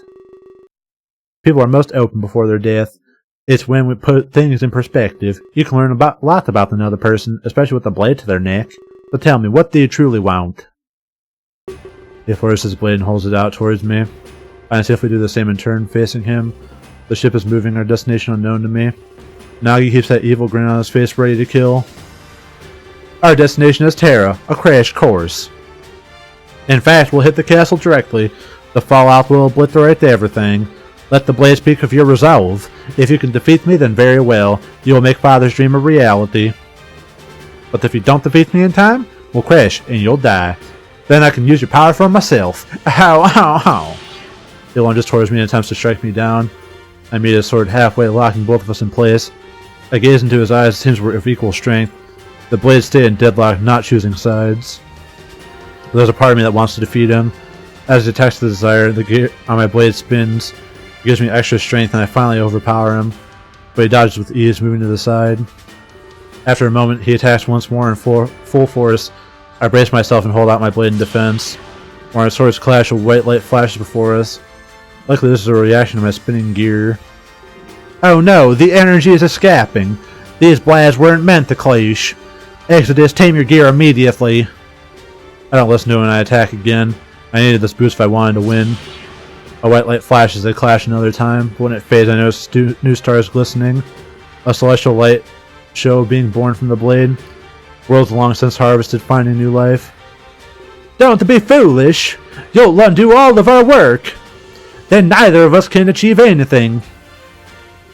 He starts to take a defensive stance. He was afraid of our swords connecting further. He dodges my attacks smoothly and with ease. I never thought such a man would display grace, because he has a funny face. A part of me wants to stop the gear, but I don't. Now that I've tasted its power, it's all I need. Perhaps it's what Nagi felt as he used it as well. He continues to evade, so I'll need to switch things up. Flames start to engulf the windows of the bridge. We must be breaking into the Terran atmosphere. The ship shakes. I could use this turbulence. Perhaps I'll be able to throw him off guard. Only a few minutes left, Exodus. I can dodge whatever you throw at me. There's no way you can win anymore. His baiting works and I attack full force. This time I do my best to trick him. In the middle of the slash I lose my balance. He thinks the shaking of a ship overtook me. But he was the one who got caught off guard, idiot. He tries using my momentary confusion to attack me, but like he did before, I dodge him with ease. I turn around and drive the sword through his back. Oh, folk!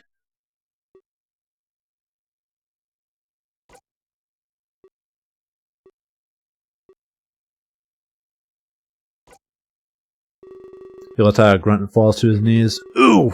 He remains there, panting heavily. The floor fills with his blood, pitch black. He is a robot. He bows his head down as if admitting defeat. I take a few steps back and let my blade left inside of him.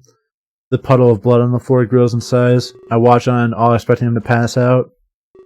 Congratulations, Exodus. You've done it. You've proven how stupid you truly are. The last he rises to his feet. This is all an act. He reaches behind himself and pulls out my blade. I has both swords and he wasn't even hurt. For a moment I regret underestimating him. We aren't so quick to hurt, Exodus. We are both born from world stones. I'm surprised you thought that was over. But now I hold both blades. Infinite power coursing through my veins. There's no way you could hope to win this. He walks towards me and I retreat in fright. But eventually my back hits a wall. This is exactly like the ballroom incident. I look around in panic trying to find a way out. No one can save you now. In fact, why should I even wait? I can unleash your power right now.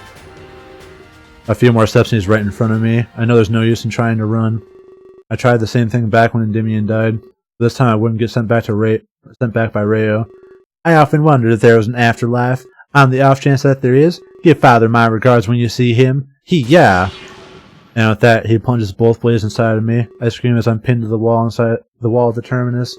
My vision falters and I look out the bridge window. The Terran surface grows bigger with each second. That's the world that wanted your help. You could have saved them, you know. I gave you a perfectly valid option, but instead you chose to fight me. You chose a battle you knew you'd lose, and they will all suffer for it. Look at those beautiful forests, Exodus. It's the last time you'll ever see them. Or any Terran for that matter. Souls will continue to travel here, but they will only find hell, engulfed in fire, burned for eternity. He pushes the blades deeper and makes the gears spin. I can feel my essence draining faster than ever before. He was right, I could have agreed with him back then, but now my last moments alive will be full of regret. My vision slowly starts to fade. It seems to activate our power at the last second. At the moment of impact, I'll leave this universe, I'd die, and everyone on Terra would suffer forever. Well.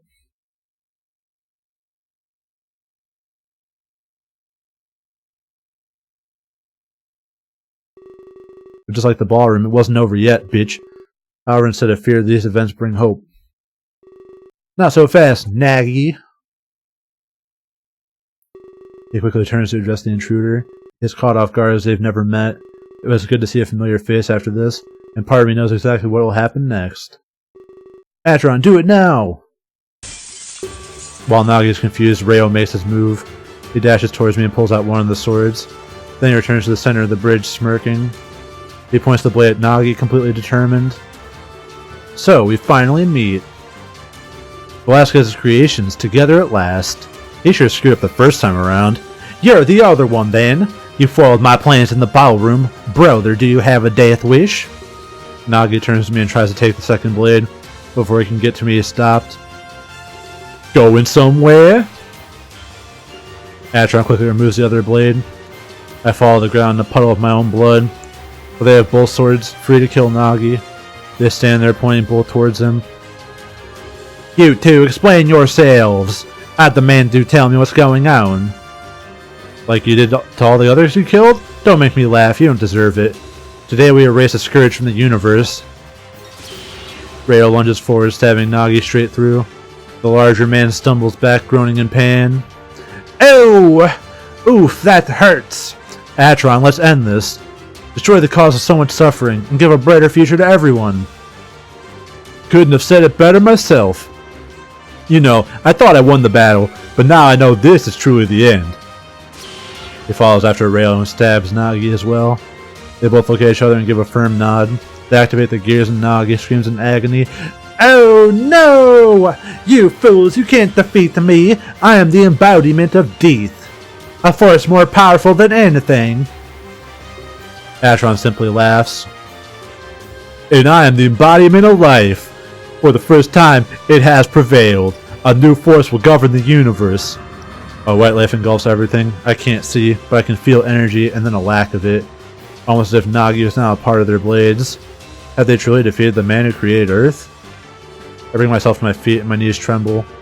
I call out to Rayo and Atron hoping they're alive. Perhaps their energy is put into the blades as well.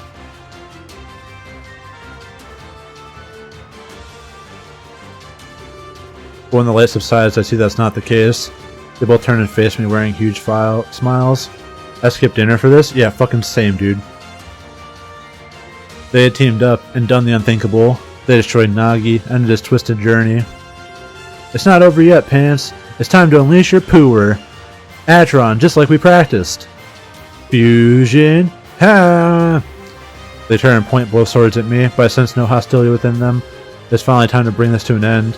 I'd live out the purpose I was created for. I'll do this for everyone's freedom. No one will get stuck in a cycle of despair. He stabs me with his blade and I feel a surge of power. And I'll do this for everyone's happiness. No war will death triumph over life. Atron follows suit, plunging a sword within me. Here, with the ability to change history, we'll bring about a hopeful future. Pants, we believe in you! They push the blades in deeper, but it doesn't hurt. Instead, I feel a power like I've never felt before. I am now Jeb Bush, and I'm ready to become the President of the United States. Thanks for watching my campaign ad. It was time to change history, make things better. I looked deep inside, finding out how much power I had. It was about 4.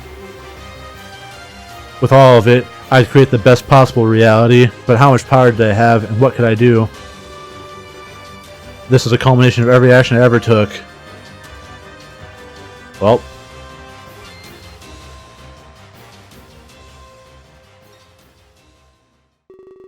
I could feel the power within me, but it wasn't enough. At least not enough to achieve Velasquez's goal. Perhaps it was because I unleashed while I fought. Or perhaps I just didn't have enough to begin with. However, I wouldn't deny them the request. I could still change reality for the better, and Nagi wasn't too far off with this idea. In fact, it followed after Lord Player's ideals. I nod at them as they plead for a better reality. The gears spin and everything fades to white. I close my eyes, embracing what's to come.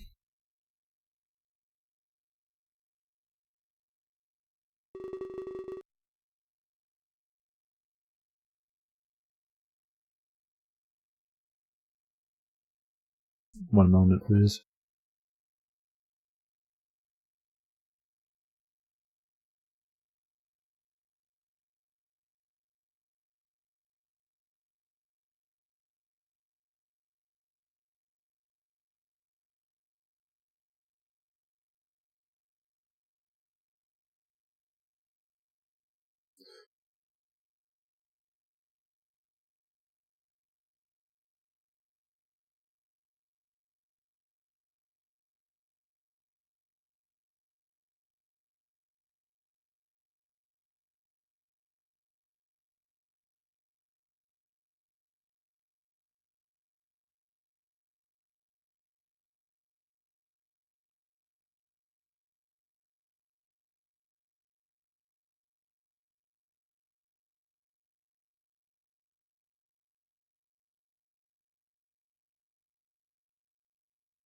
I knew that my journey had finally come to an end. I also knew that I'd never open my eyes again. But when they did, they see the future I created. A future built on the foundation of loss and suffering. But a future that would never experience that again.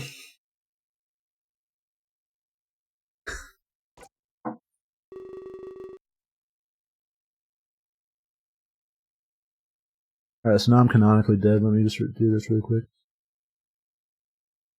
I didn't have enough power to bring back the dead, but I'd shape a reality that could bring everyone joy.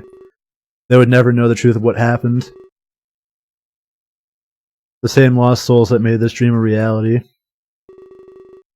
What this screen was clearly the true reality where Jeb Bush wins the presidential election.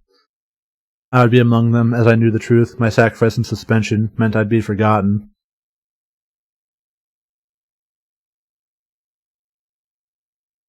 Epilogue.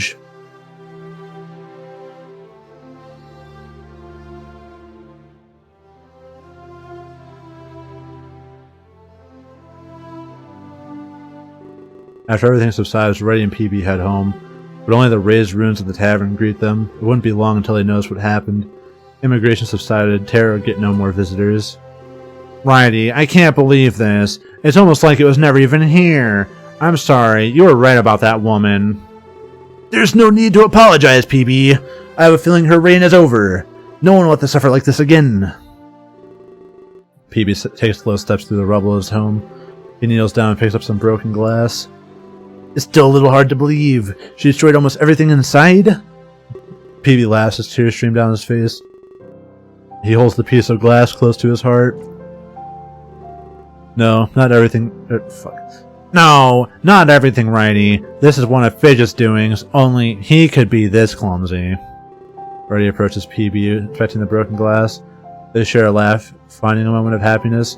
Nagi is wiped from the annals of history that day. I know it's pronounced annals. Only Nami remained known for what she had done. But so too would the child of Exodus be forgotten. The citizens of Terra thanked Velasquez instead. The Immortal's king's reign had indeed come to an end. But he left in his wake a world of joy for all. It shouldn't take too long to rebuild. I mean, I did it the first time around, and I'm a lot bigger than I was back then. It's also important to our culture. I don't think we should let this go. Whatever we have to do, I'll do it. So, who else died in, like, Nami wiping out everything? Don't worry, I'll help you. You're not the only one who's bigger. Maybe it won't take so long this time. PB returns to his feet with a look of determination. He and Reddy would devote their time to rebuilding. There's no sense living in the ashes of a killer. However, more than the tavern need to be rebuilt.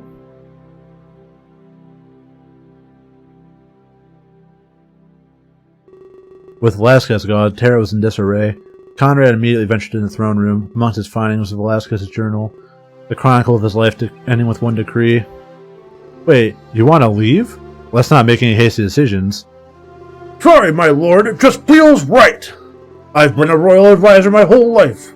At the very least, it's time for a change. Velasquez wished for Conrad to be his successor. Hell yeah. A lot of responsibility, but he accepted eagerly. Actually, his decree asked for Endymion as well, but with everything that happened, Endymion was gone.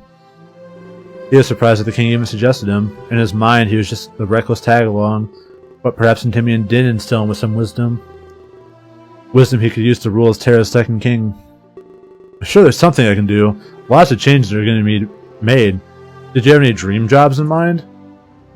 Anything but your royal advisor, my lord. I feel I've become a little worse for wear. A more hands-on job would be good for me. I'll keep that in mind, Dusk. Velasquez was a very hesitant man. He never wanted to expand our military. If I did, I'd need a commander. We don't want more threats coming here. At least ones we aren't prepared for. I'll consult with my subordinate at once. This sounds like something she'd enjoy. I appreciate your accommodations, my lord. Please, call me Conrad. Of course, Conrad, as you were. He bows before leaving the throne room. His days of being the royal advisor had ended, but perhaps something greater awaited him. Alright, let me get ready for fucking Sam. Conrad had a kingdom to build. His future was clear. But as he started, Reddy and PB finished. Their home was complete again and they could relax. But the renovations came with revelations as well. Terra was severed from Earth with no more integration. Dust covered these portions of the Wayfarer's Tavern. It was now a simple bar, but that's all they needed, because at the end of the day, they had peace. It's awfully quiet around here. Can we live off this business? I'm trying to budget, but I'm not sure. No way. I'm sure we have enough. Are you actually calculating things properly? SpongeBob, remember to remove the paperwork costs. That was the first thing I did. Fine then, let me see. There's no way we're falling behind. You must have overlooked something. Peavy grabs the paper from Reddy, somewhat angered. Almost all their money went to rebuilding, but surely they had enough revenue to live. Every problem must come with a favorable solution, though sometimes the solution is not what we expect. What? What's this? Amongst the paper, an envelope falls to the floor. It's addressed to Peavy and bears the royal seal. Reddy apologized for not having shown sooner. Problems with money can be all too consuming. It's from King Conrad. What would he want with me? With no hesitation at all, Peavy opens the envelope. Reddy inches closer, curious what the contents. Before reading, audibly clears his throat. Ahem! Dear Peavy, thanks for your service. Helping Terra in its time of need. Monthly stipend, indefinitely. Peavy pursed up and wears a huge grin. Reddy smiles, letting out a hearty laugh. Ho ho ho! He's gonna support us. Righty, now we don't have to worry. Honestly, I didn't expect that. Maybe he actually knows what he's doing. Wait, is there more to the letter? Yeah, there is. Peavy scoffs reads the final lines of the letter. His eyes tear up as all their problems wash away. In the end, I'd like to apologize and finally pay for that hole in the wall.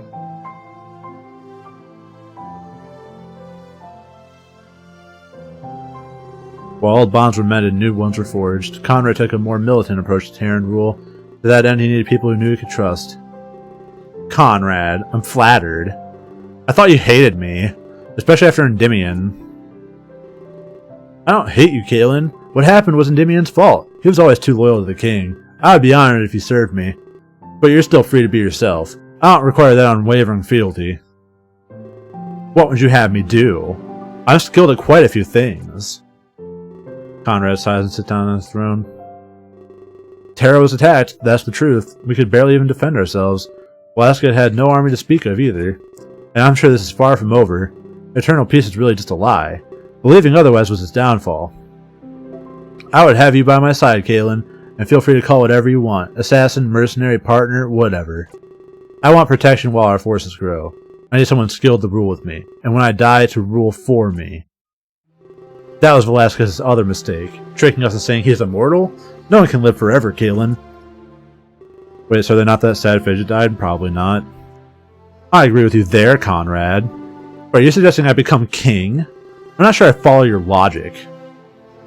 I'm suggesting we do what's necessary, both in the present and the future. Will you share this burden with me? Caitlin approached the throne and kneels before Conrad. He wasn't one to address royalty and he was confused. But we believe this is customary among Terrans. I will be your sword and shield. Ugh, I keep slipping in this Squidward. I'll be your sword and shield. Your light in the darkness to come. I'll protect you for all my days. Conrad blinks multiple times, confused. Are you proposing to me? I'm flattered, but... Caitlin jumps to his feet the moment he hears this. No, of course not. Is that not how you address a king? I've seen it and read about it, you know. Conrad stands up and walks towards his friend. He gently places his hand on Caitlin's shoulder. Velasquez is old-fashioned. I'm not. When we talk as equals. No formalities, definitely no kneeling. Alright, Conrad. Good. Now there's much more to discuss. The people still haven't fully recovered. It's our job to create a brighter future.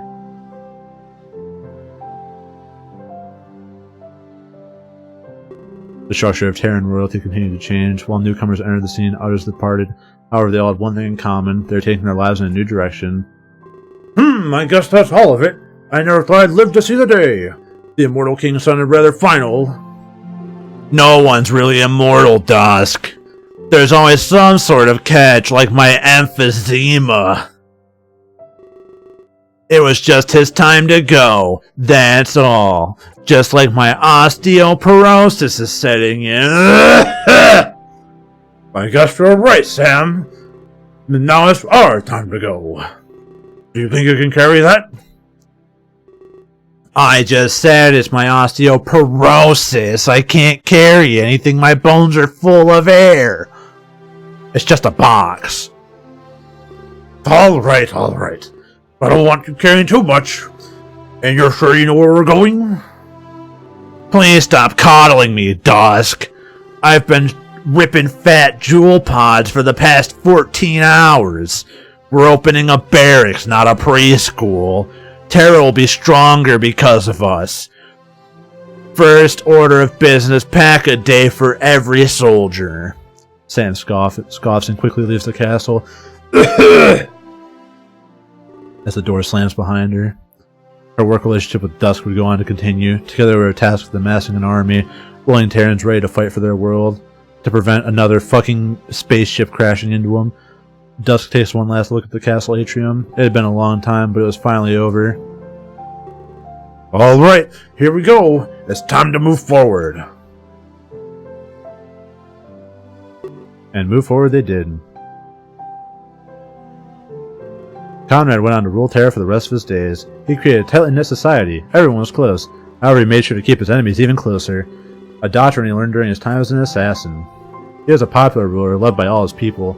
Under his reign, everyone felt safe and secure. Rather than expanding, he strengthened what they had. This continued Velasquez's world government ideals.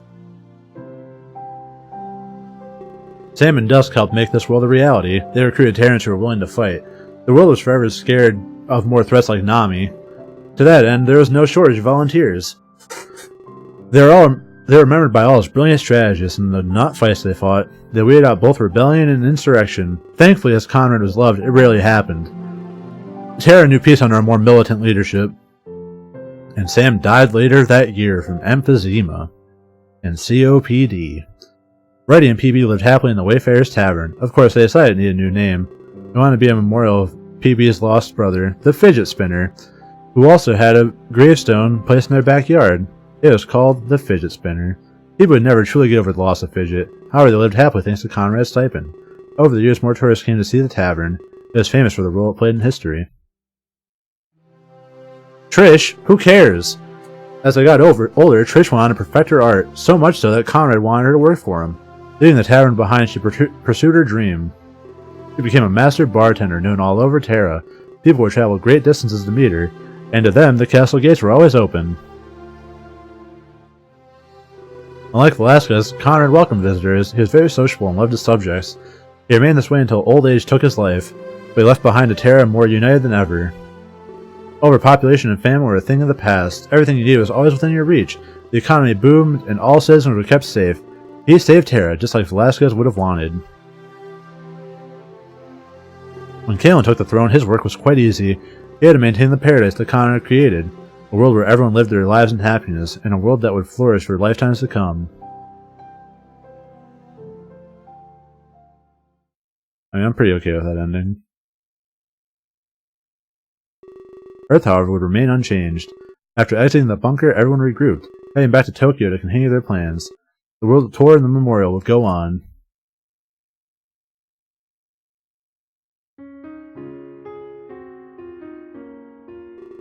Sinjin and Numi returned to the convention center. It was a big ordeal, but they couldn't lose time. The launch of the world tour still needed to happen. In fact, Daz and Shock would be pushing overtime. Sinj, are you sure we'll be okay? I don't want to be scared anymore. I've been having nightmares lately. Hey Numi, everything will be fine. I'm sorry for lying to everybody, but Atron and I have planned all along. You know it was Max. Yes, Atron told me a long time ago. I'm sorry that things had to be like this, but otherwise all of us would be dead. I think I understand. If not, you will someday. You can't always win unconditionally. They'll be lost on the road of life. I just wish it didn't have to be bro. Trust me, I feel the same way. It'll take a lot to push through this. I can't even imagine what Daz is feeling. And it's all because of Maxine Armstrong. I heard someone say they'd execute her. She probably deserves that, right, Sinj? I can't say for sure, Numi. The world doles out justice in strange ways. You can see that after all has happened. I guess, but you know what they say. The punishment should fit the crime. In America, Jeb Bush won the election and led America to prosper for the next ever as he changed the rules to become forever president. He was the new Velasquez. While some wanted vengeance, others wanted to be remembered. To honor the fallen instead of avenging them, Daz and Shock put all their heart into rehearsals. It would be their one chance to shine on their own.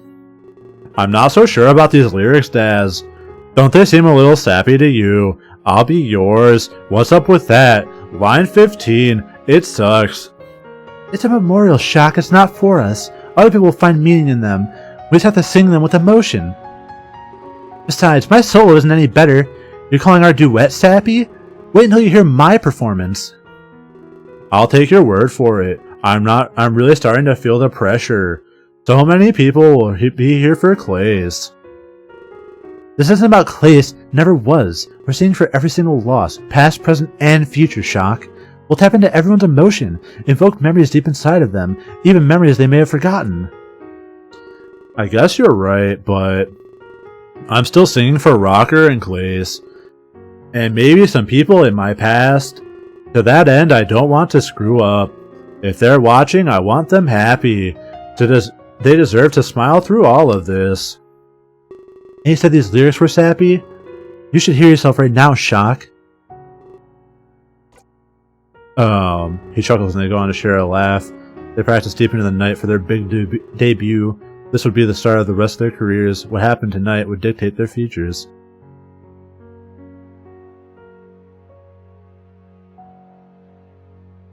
The world became curious of the happenings in Tokyo. Murders, explosions, arrests. It was interesting. Luckily, a local expert had this all covered. Fukumoto here, live from Tokyo. What a turn of events we have, folks. Instead of protecting us, she killed. That's right, Maxine Armstrong. I reported her revival just the other day. It turns out she had sinister intentions. But her reign of terror is at an end. I have exclusive news for all of you. Late last night, she was arrested. Like the scene out of a movie, I swear. Citizens coordinated her confession. After that, police delivered justice. But it wasn't just any citizens. Their names were Sinj and Acheron. One of them was Max's brother. The other was Clays' tour manager, both directly affected by her killings. That's what I call poetry, people. But here, her reach extended far further. How many people did her actions affect? How many, and how far would these ripples spread? I don't think we'll ever truly know. Back to you, bitch. This ordeal had pushed many people apart, but as ordeals can brought others together. Jade and Rook met up at a quiet little dock. With one day before the concert, they desired peace. So I guess this is it, huh? Our last day to relax and unwind. Tomorrow the tour starts in force. Yeah, you said it, Jade. We would have had more time to relax, but, well, no need to repeat what happened. It won't be that bad in the end. Traveling the world is fun and prospect. And, you know, we have to do it together. He smiles at Jade and she smiles back. Hell yeah. So why'd you pick this place? You had to know I hate water. You're up to something, aren't you? No way. I'm offended. When would I have ulterior motives? I'm a man of pure heart and spirit. With an impeccable sense of humor, too. Come on, Rook, spill the beans. Rook walks to the railing and looks into the water. He waves Jade over and she joins him in observing. Again, I hate water. I can think of something that hates it more. Something that's no longer needed either. Oh yeah? What is that? Rook smiles and walks to the opposite railing. With a running start, he throws his talon in the water. It hits far away and they can hear its impact loudly. Rook, what did you do that for? He turns around and embraces Jade with a smile. He's caught off guard and starts giggling. A blush appears on her face at the sudden advance. Because I have everything I need right here. They share a kiss alone on the quiet dock. They only witness the slowly setting sun. It brings with it the end of a special day and the beginning of something even more special. Yes. Everything had been building up to this moment. Not everyone was here, but they were together in heart. Anxiety intensified as their debut loomed ahead. There was more on the line for them than anyone knew. Daz, I don't know about this. This must be what they call stage fright. Any chance you can handle it on your own? No way. If you run, I'm coming too. We've gone too far to back out now. They don't deserve an empty stage. Remember what we're doing out here tonight? A performance for all of Tokyo? The memorial for the Midnight Deaths? And the launch of your career as well. There's way more pressure on you. Thanks for reminding me. Anyway, are you all prepared? I'm still worried about my piano work. There's a few tricky chords in there. I'm worried about singing in general. I can't speak in any other cadence than this. I've only ever provided backup vocals. I was number 15. They expect me to lead our duet tonight. You have a beautiful voice, Shock. It's time we both step in the spotlight. Just do like we rehearsed. It was great. Outside, the crowd buzzed in anticipation. They waited a long time for this day. Of course, it wasn't the concert they expected, but they gained joy from its newfound purpose. The joy made its way to Shock and Daz. The anxiety within them slowly withered away. It was time to be proud and honor the fallen. Tonight, they were the heralds of Tokyo's morning.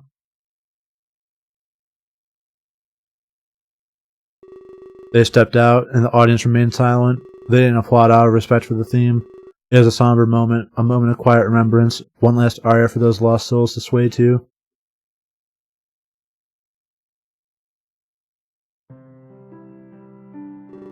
After the memorial concert, they made it big time. They traveled for years, entertaining the whole world. Shock took up philanthropic work when he had spare time. Daz, however, always poured her heart into performing. In the end, she easily surpassed Claes's popularity, but she never forgot the man who gave her this chance. Fukumo's reporting turned many heads overseas. He was recognized for his cover of Tokyo's Crisis. An international corporation handed him a job offer. It was CNN. He covered Jeb Bush's rise to power.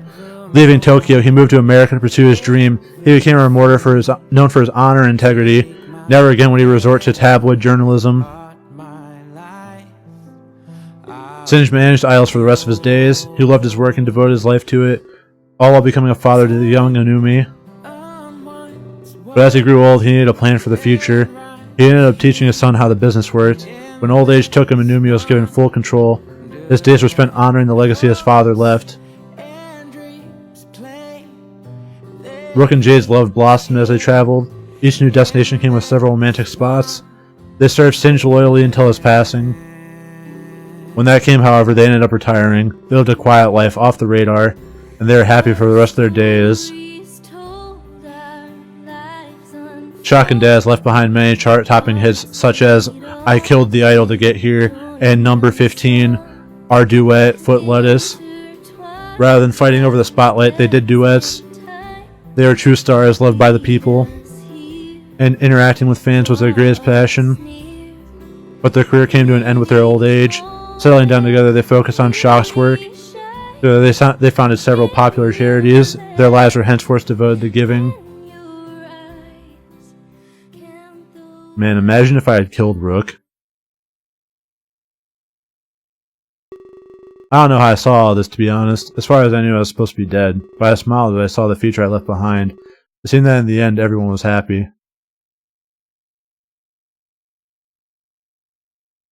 The end.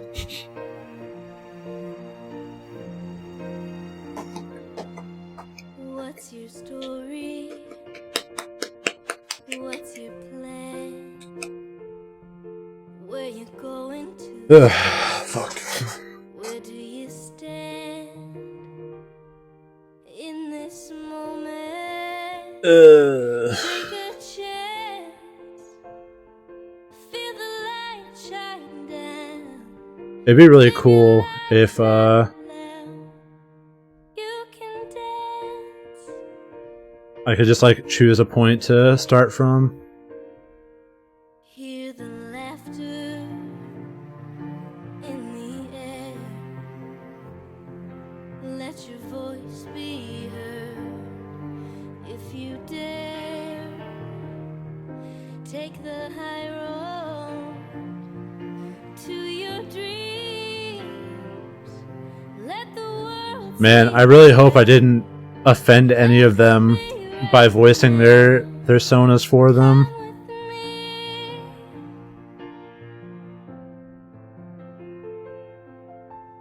One step towards the edge.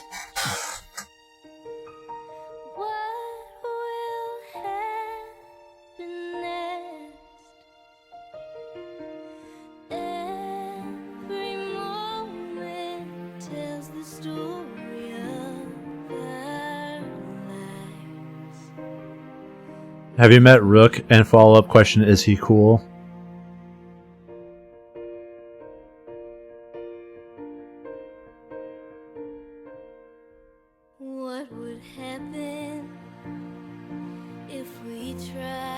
Damn it.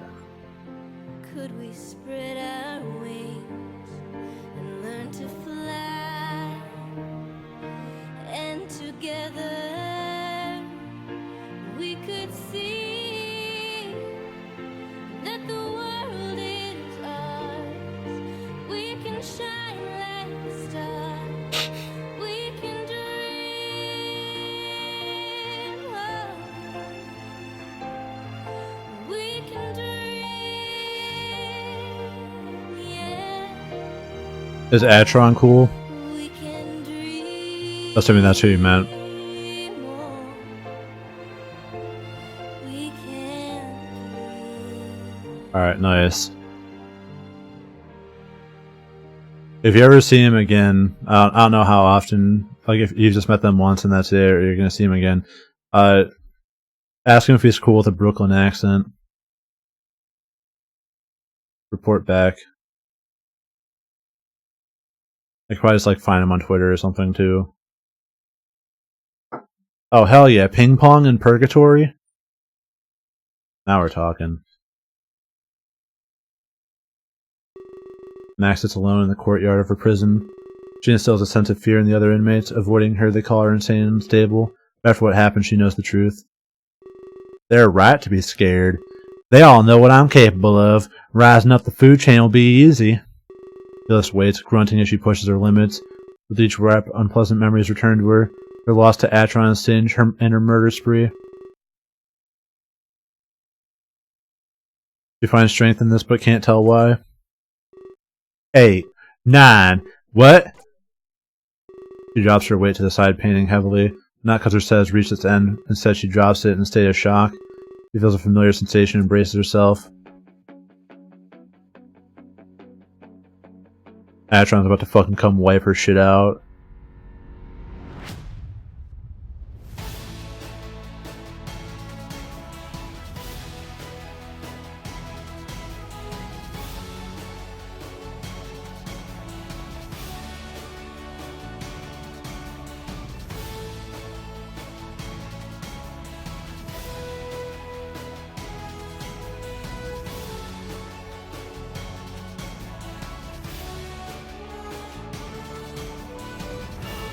Do I need to like hit a button now? Or is this just like forever end screen?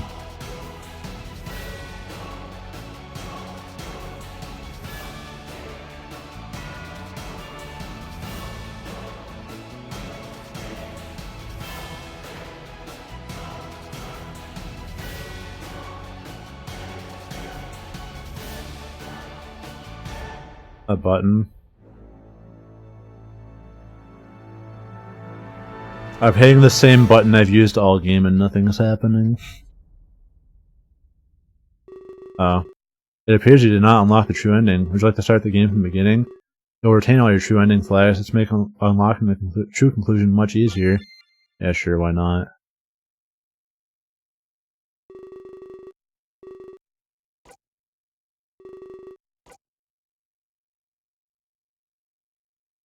So, if I hit the same ending flags again, does it like add on top of them?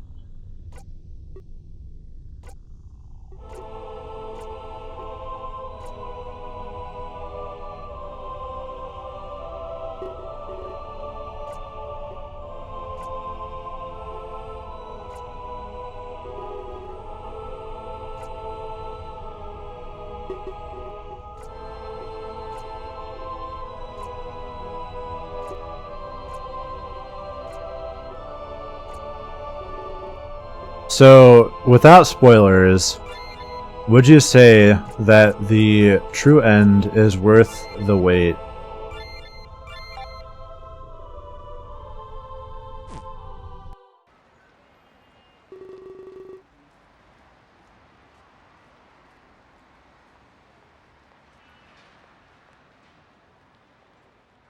Is like one of those true endings that's like intentionally shitty, like, oh, it's the true ending because it's what I wanted the canon to be, or is it like true ending where it's actually like a good ending, and I'll feel like I have done something good by getting it? I can only assume it take like what 2 hours to like blast through everything.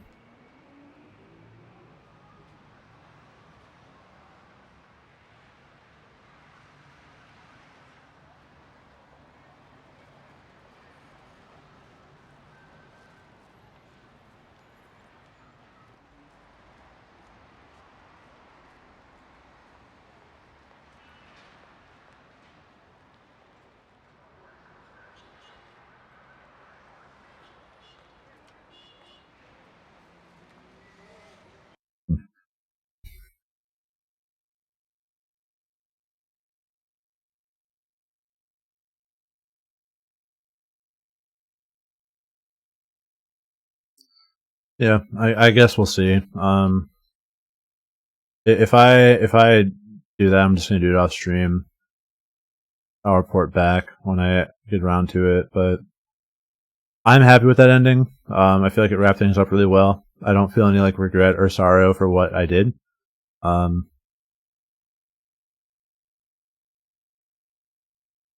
So yeah, I'm actually really happy with how that turned out. It's been what, like 7-8 weeks in the making. I feel like it was a good use of my time. Good streaming experience. Hope everyone enjoyed it. Sorry for running super late, but I wanted to finish it. But with that, that's probably the end of Major Minor on the channel. Gonna replace it with something else. I'll find something, another visual novel. If it's something else, I don't know yet. But I'd appreciate if you guys stuck around. I'll be back sometime, probably Thursday. I think I'm playing some Divinity Original Sin 2 with some friends. Then after that, it's really all up in the air. You know what? I would play Winds of Change, but it's all voice acted, so it kind of like kills my shtick, right? But I'll consider it. I'll see if it drops to like a nice sale point. But yeah, appreciate you guys being here. Glad you guys got to enjoy the ride with me, and hope to see you around the next one. So with that, thanks for stopping by. See you in the next one. Later.